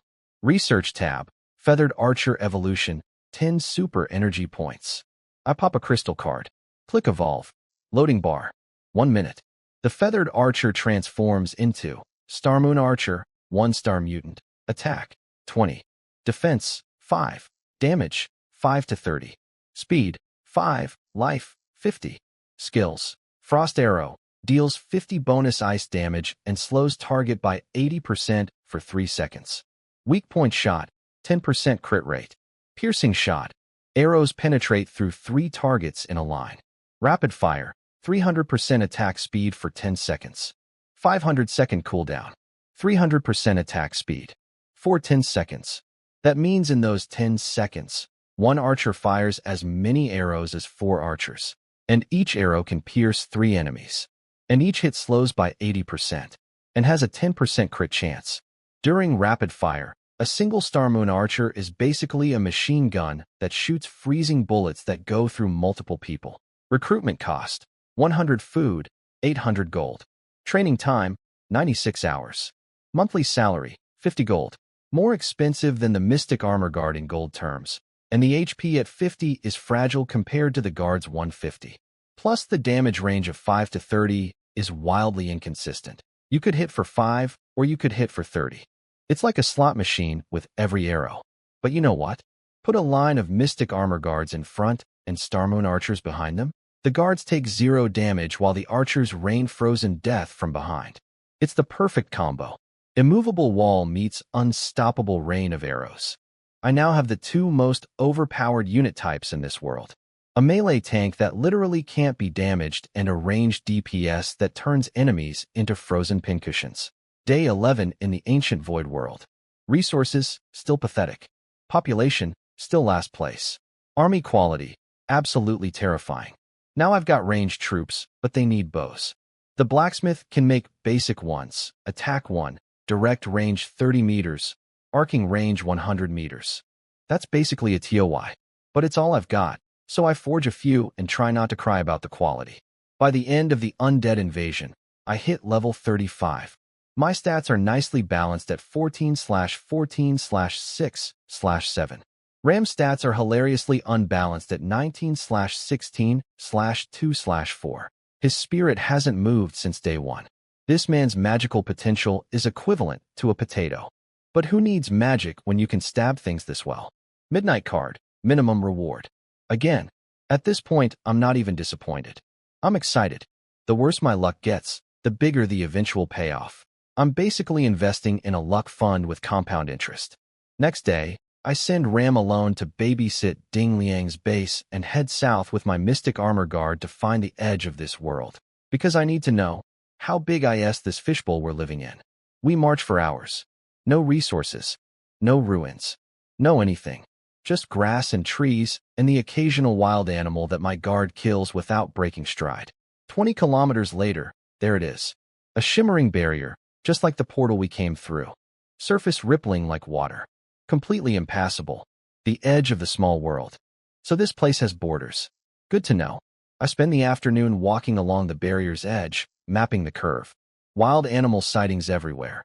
Massive herds of buffalo and sheep. Future livestock if I can ever set up ranches out here. My guard clears every predator we encounter like a pest control service. By 4 p.m., I check the map and realize I've walked an arc from the 6 o'clock position to the 9 o'clock position. Over 20 kilometers of perimeter. This world is circular. And based on the curve, our 10 bases are clustered in the center, taking up only a fraction of the total area. On the way back, I discover a sulfur mine. Bright yellow. Stinky. And according to the info panel, classified as a rare resource. Back at base, Guagua explains, rare minerals are essential for recruiting powerful units and upgrading buildings like the library. There are only 4 types: mercury, sulfur, crystal, and gems. Does every small world have all 4? Rarely. Larger worlds have more variety. How big is our world? My base is 20 kilometers from the edge. That makes this a large world. Not super large, but still impressive. Then the real bombshell. Can small worlds be expanded? Yes. Conquer another lord's small world. Bring their world stone back, and your radius increases by 5 to 20 kilometers. So after connecting to the main world, people can literally invade each other's small worlds and steal their territory. The ancient void world isn't just a survival game. It's a conquest game. Everyone is trying to eat everyone else. Forever. I'm not a warmonger. But if someone tries to swallow my world, I'm taking their entire dimension and using it as my backyard. How do we connect to the main world after 1 month? A portal appears at the northernmost point of the barrier. Blue-colored section. Can't miss it. 1 entrance. 1 single point of contact with the outside world. That means all defense can be concentrated at 1 location. No need to protect a 360-degree perimeter. Just build a wall at the north gate and dare anyone to come through. That night, I chat with both my ladies. With Zihan, it's the usual dance of flattery and resistance. She's warming up, but still won't commit before the month ends. With Liang, I share the Star Moon Archer stats and discuss the northern defense strategy. She immediately agrees that concentrated defense is the smartest play. The only worry, the terrain north of us is flat. No mountains, no natural choke points. Building walls across open plains takes insane amounts of resources. Zihan mentioned that walls require iron, plus horrifying quantities of wood and stone. Even with thousands of residents, you can't build major fortifications overnight. Which means after the portal opens, priority 1 is finding mounts in the main world. Cavalry for mobile defense. Can't guard a wide-open field with just infantry. Next morning, I head north to find the portal location. Meanwhile, Ding Liang is rotting inside his base. He hasn't moved in days. He's down to a few hundred food units with 80 residents eating through it like termites. He can't recruit new people, can't gather resources. He's watching his empire slowly starve. Around noon, desperation finally hits him. He sends a few residents out to pick fruit. Ram intercepts them before they reach the grove and chases them all back inside. Didn't kill them, just terrorized them into retreating. A warning shot across the bow. Ding Liang checks Ram's stats and sees level 30. His heart probably stops beating for a full second. He's got maybe a handful of 3-star archers and some basic troops. Against a level 30 hero? That's like bringing a water gun to a tank battle. In desperation, he messages Zihan, probably thinking she's the one with the firepower since she has the most population. Begging for mercy, pleading for his life. Zihan, who has no idea I'm the one blocking his gate, and who remembers that this man secretly murdered 3 people, responds with 2 words. You must die. Cold. Ice cold. Zihan, the girl who's scared of skeletons and counts my messages, she just sentenced a man to death without blinking. Ding Liang killed 3 innocent people for crystal cards. Now he's trapped, starving, surrounded, and the only person he reached out to just told him to go die. Karma doesn't have a schedule, but she always shows up. And somewhere to the north, a blue portal is waiting. 1 month from now, it opens, and this cozy little world of 5 people connects to a universe of millions. Better be ready. Ding Liang is sending Zihan messages like a man drowning in quicksand. I'm sorry. I was possessed. I'll be your slave. Please have mercy. Zihan's response? One character. One single, beautiful, devastating character. Die. Then she screenshots the whole exchange and sends it to me. I nearly choke laughing. This girl who counts my messages and is scared of skeletons just went full executioner on a grown man. No hesitation. No mercy. Just die? I love it. But I'm not killing Ding Liang yet. He's got 80 residents in there. That's 80 workers I can absorb if I shut down his system before ending him. Patience. He's not going anywhere. Literally. I march north with my guard to find the portal. 40 kilometers later, I finally spot the blue barrier section. Quick math. 20 kilometers to the south edge, 40 kilometers to the north. This world's radius is at least 30 kilometers. Guagua, that makes this a super large small world master. Super large. I was told those were extremely rare. We hit the dimensional jackpot and didn't even know it. I spend the rest of the day mapping the area around the portal and discover something that makes my strategic brain explode with joy. The portal sits between two mountain ranges. The only way from the portal to our territory is a single passage, about 800 meters wide, roughly 2 kilometers in front of the gate. One choke point. 800 meters wide. That's not a defensive position. That's a kill box. Build a wall across that passage and nothing gets through. Every invader from the main world has to funnel through one corridor while my mystic armor guards and Star Moon archers turn them into confetti. I message Zihan immediately, start stockpiling resources. We need a wall at the northern pass. She agrees instantly. No arguing. No 10-message limit complaints. When it comes to defense, this girl doesn't play around. Later that night, something wonderful happens. A notification pops up on my screen, alliance request from Zihan. She did it. She actually did it. Before the month is up. Without me begging.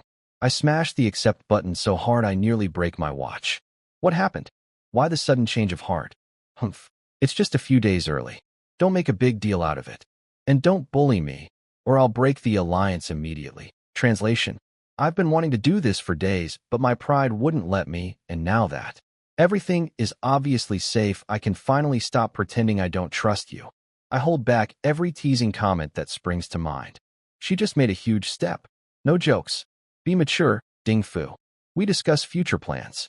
With her resources, Li Ying's gold, and my evolved troops, we're actually a complete package. The only weakness? My recruitment speed. One mystic armor guard every 5 days. Even with the rapid recruitment card, it's barely enough. Speaking of which, Zihan promises to deliver the card tomorrow after the undead invasion. My heart does a backflip. I'll come to your base tomorrow. Don't bother delivering it. We just allied, and all you care about is the card? You're so greedy. Guilty as charged. But in my defense, that card is going to let me pump out super soldiers at quadruple speed for 3 days.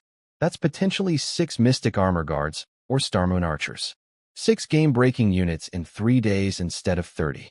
To show gratitude, I offer her the cloud-slashing sword for her incoming hero. She's recruiting one from the tavern.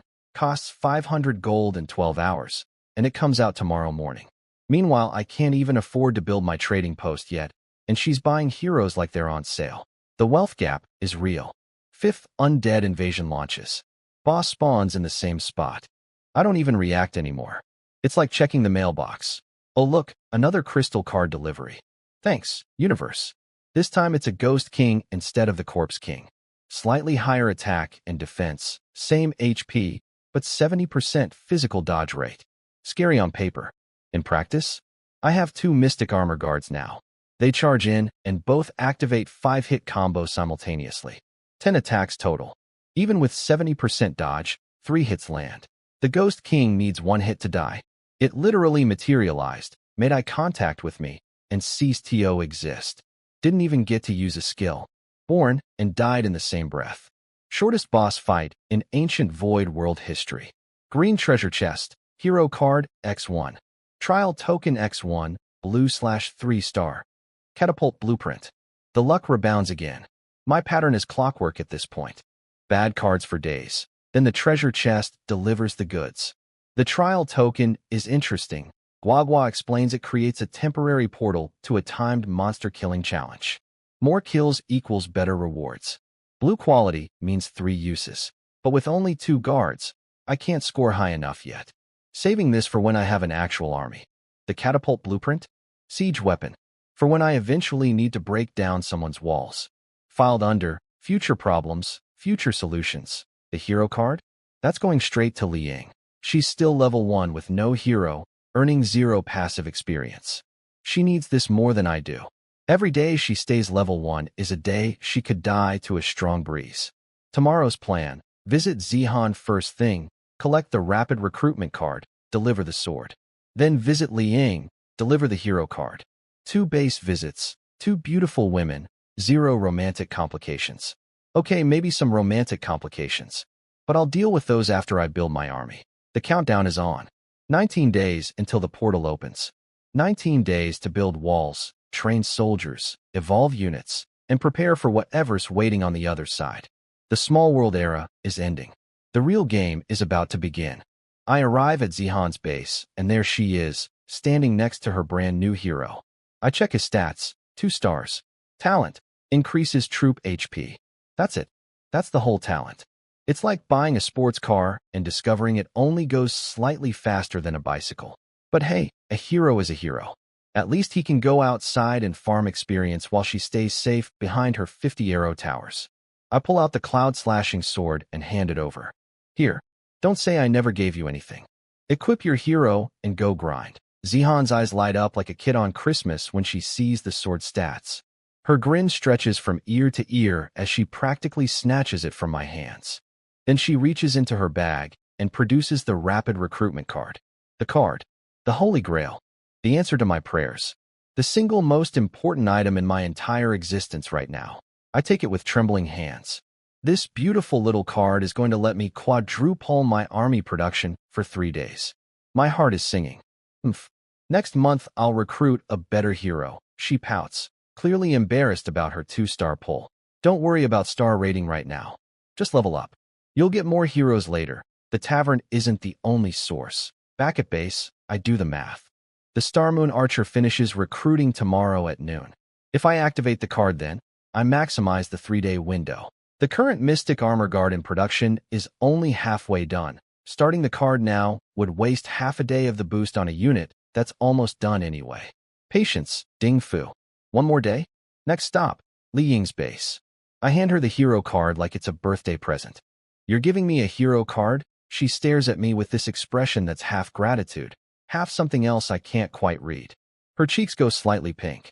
That's very generous. You're the only one without a hero, and you're still level 1. That's basically a death sentence with legs. Fine. Thank you. She activates the card. Magic circle.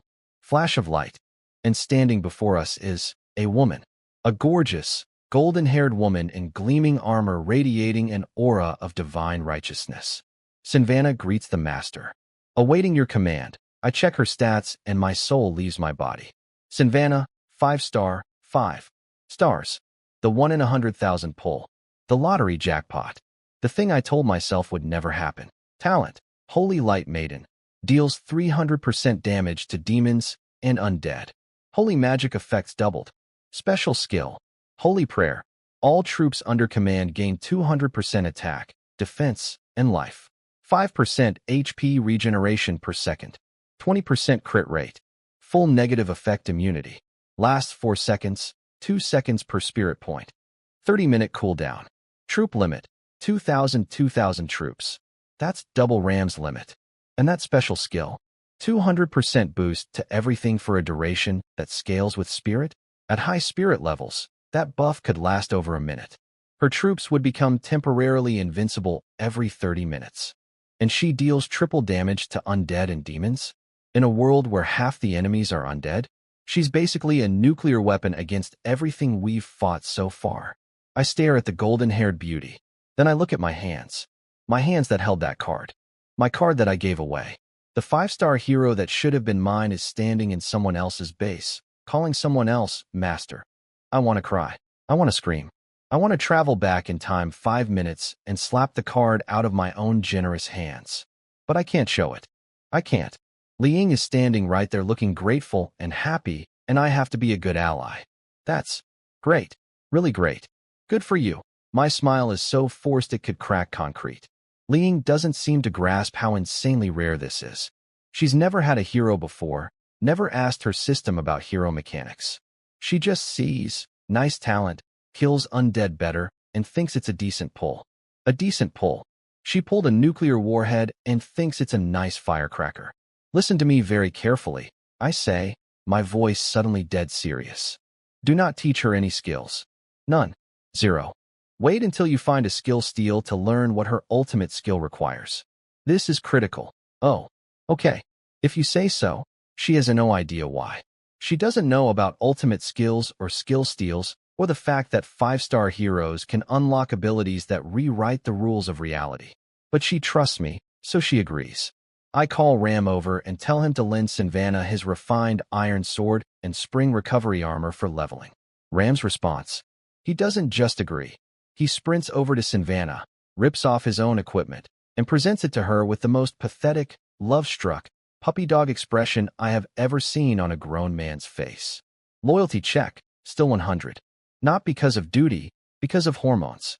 My 4-star tactical genius is a simp. Sinvana looks at the equipment, then looks at Ram, and with the most dismissive expression imaginable says, I don't need weapons to deal with this trash. Then she walks out the gate, and 2 blades of pure light materialize in front of her, spinning around her body in a 5-meter radius at blinding speed. Every undead that touches the light just vanishes. Poof. Gone. Instant vaporization. She's not even fighting. She's walking. Just casually strolling through a zombie apocalypse while her automatic spinning light blades delete everything within 5 meters. This skill isn't in her stat panel. It's not listed anywhere. It's a hidden ability, probably exclusive to the Holy Light Maiden talent. She literally has cheat codes built into her character.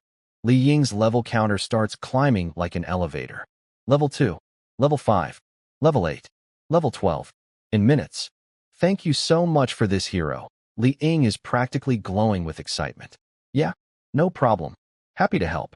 What are allies for? I say through a smile that is 90% pain and 10% muscle memory. I gave away a 5-star hero. A 5-star hero. With hidden abilities. And a 2,000 troop limit. And triple damage to undead. Back at base, I stare at Guagua's screen with hollow eyes. Guagua, what are the odds of pulling a 5-star hero from a hero card? 1 in 100,000, master. Incredibly rare. You were extremely fortunate too. Don't finish that sentence. I think my accumulated bad luck from the daily cards didn't go into today's treasure chest at all. It went into that hero card. All those 100 wood pulls, all those minimum rewards, all that stored up fortune, and it exploded into a 5-star hero that I handed to someone else. I am simultaneously the luckiest and unluckiest person in this entire world. Master, the odds of pulling a 5-star hero from a card are less than 1 in 10,000. Most 5-star heroes come from hero altars. Yeah, well, one just got pulled. From a card I gave away. Master is truly tragic. Even Guagua is roasting me now. My own system is offering condolences for my generosity. This is rock bottom. But I need answers. Why did Sinvana have skills that weren't on her stat panel? Those spinning light blades weren't listed anywhere. 5-star heroes come in 2 types. Ability heroes and profession heroes. Ability heroes have generic talents that multiple heroes can share. Profession heroes have unique talents. Only one exists at a time. Holy Light Maiden is a profession. Those light blades aren't weapons or skills. They're part of her body. Part of her body? She has built-in laser swords growing out of her like fingernails? That's not a hero. That's a biological weapon. And profession heroes are unique? Like, there can only be one Holy Light Maiden in the entire world? Correct. Only after she dies would another appear. I gave away a one-of-kind hero. The only Holy Light Maiden in existence. And she's hanging out at Li Ying's base calling someone else Master. Master really should have kept that card, Guagua adds helpfully. Thank you, Guagua. Really appreciate the commentary. Then he mentions something that pulls me out of my self-pity spiral. The trial token's enemies are all demons and undead. For the Holy Light Maiden with 300% damage bonus. That place would be paradise. Wait. The trial token I've been saving because I don't have enough troops? I can use Sinvana instead? She'd mow through demons like a lawnmower through grass. New plan. Tomorrow, after the Star Moon Archer finishes recruiting, Activate the rapid recruitment card and enter the trial space with Sinvana. Can I leave the trial if it gets too dangerous? Yes, there's an exit button in the top right corner. Perfect. Safety net in place. Next morning, I message Li Ying, bring Sinvana to my base. We're doing a trial run. Then I message Zihan. Come too. Free experience. At noon, my first Star Moon Archer is born. I immediately activate the rapid recruitment card. For the next 3 days, my 96-hour recruitment drops to roughly 19 hours. I queue up soldiers like they're on a conveyor belt. The factory is open for business. The girls arrive and immediately do that thing women do where they've apparently been best friends for 17 lifetimes despite meeting 30 seconds ago. Oh my God, your hair. It's so pretty. We should totally. I'm standing there like a confused lighthouse watching 2 ships sail past me. Weren't these 2 supposed to be rivals? Zihan was interrogating Li Ying about me just days ago. Now they're acting like sorority sisters? Women are a mystery wrapped in an enigma wrapped in compliments about each other's appearance. Troop count for the trial. I bring my 2 mystic armor guards plus 1 Star Moon Archer. Zihan brings 30 soldiers. Li Ying brings 10. Total, 43 troops plus 3 heroes. We enter the trial space and a 30-second countdown appears. First wave incoming. Both of you stay behind me. Don't use magic. Just watch. Wave 1 arrives and it's baby demons.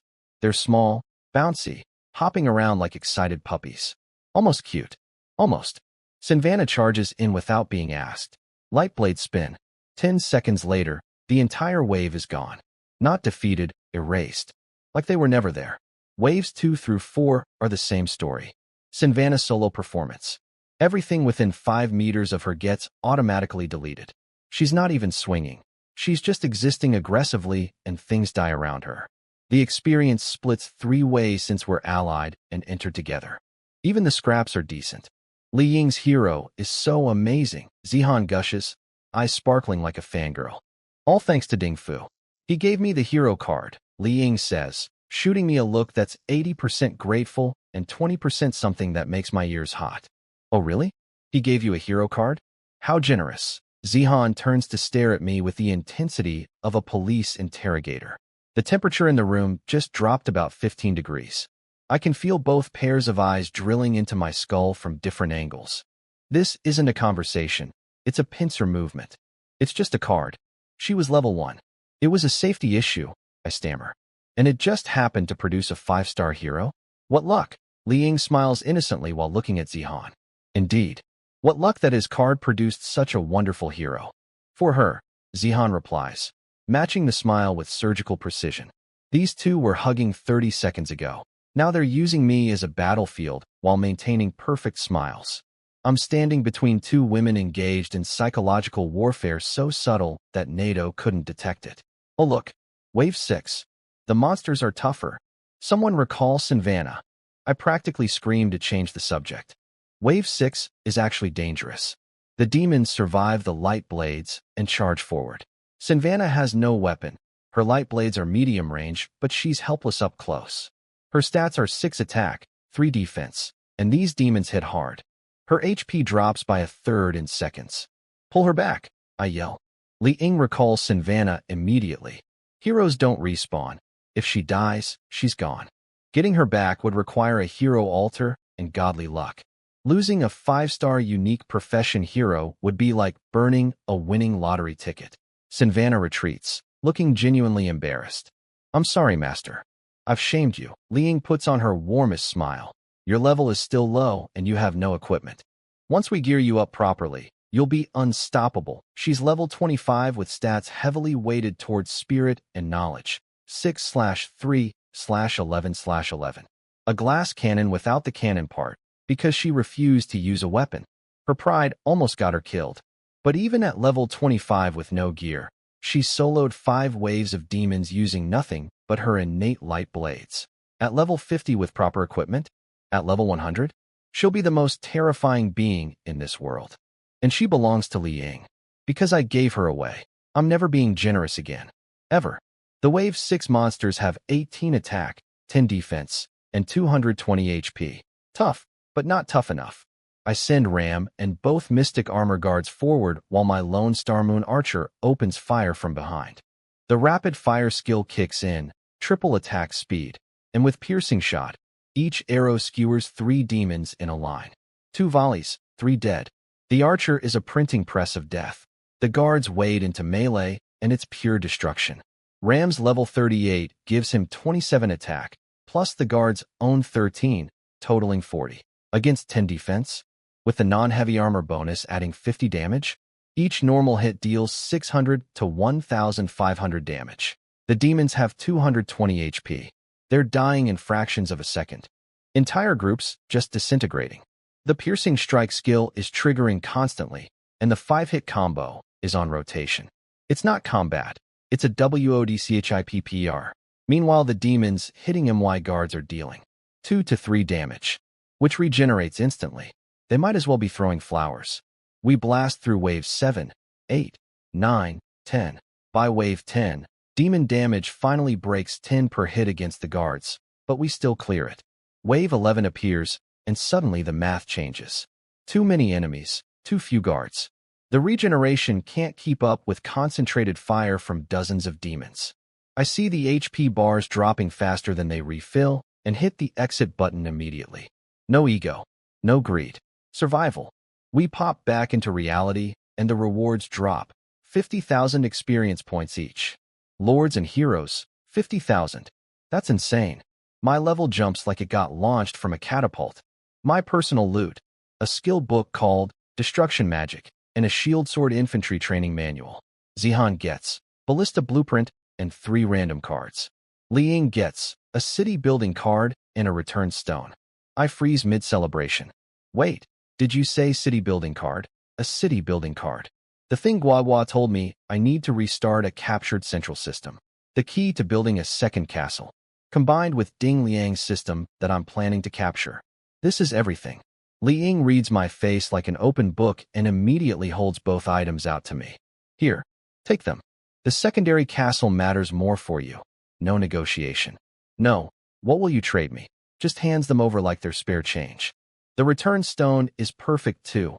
I'm the one constantly exploring 40 kilometers from base. One click and I teleport home instead of walking for hours in the dark. This woman understands my needs better than I understand them myself. Thanks. I grab both items without a shred of shame. Generosity must be accepted quickly before the giver changes their mind. Zihan's eyes are drilling holes between me and Li Ying, scanning back and forth like a radar system. I can practically hear her internal monologue. They've been allied for 3 days, and she's already giving him everything. This is suspicious. This is very suspicious. Then she makes a move I didn't expect. Li Ying, take my Shield Sword Infantry Manual. You have Sinvana to lead troops. I don't have a good enough hero to bother. She walks over and hands the manual to Li Ying with a smile that contains approximately 17 hidden messages, all of them directed at me. That's very generous of you, Zihan. Li Ying accepts warmly. Of course. We're allies. We should support each other. Unlike some people, Zihan's eyes laser onto me with enough intensity to cut steel. What did I do? I protest. When did I say I was stingy? Oh, she thinks I called her stingy earlier when I said she should keep the manual because her hero isn't worth investing in. She heard, your hero is bad, and translated it to, you're cheap. I never said you were stingy. I just said your hero. If I'm not stingy, then just ask for resources. I'll give them to you. You don't have to insult me. Great. I need resources for the trading post. She blinks, pauses, then bursts out laughing. The trading post? That's barely anything. Why didn't you just say so instead of calling me names? I didn't call you. You know what? Fine. Zihan is the most generous, most gracious, most beautiful benefactor in the entire ancient void world. Humph. That's more like it. She puffs up with satisfaction. How much do you need? Then I ask the real question. Are the regular trading post and the void trading post different buildings? Turns out yes. The regular one opens after the month, ends for trading with other ancient void world players. But the void trading post, the one that lets me buy materials from Earth, needs a separate building. Cost: 10 of each rare mineral, mercury, sulfur, crystal, gems, plus 10,000 gold. 10,000 gold. And 4 types of rare minerals I've only found one of? You want to trade with your original world? Liang asks, curious. If I can get titanium alloy or advanced composites, the weapons and armor I could forge would be on a completely different level. Gold isn't a problem. I have over 6,000 and you have 8,000.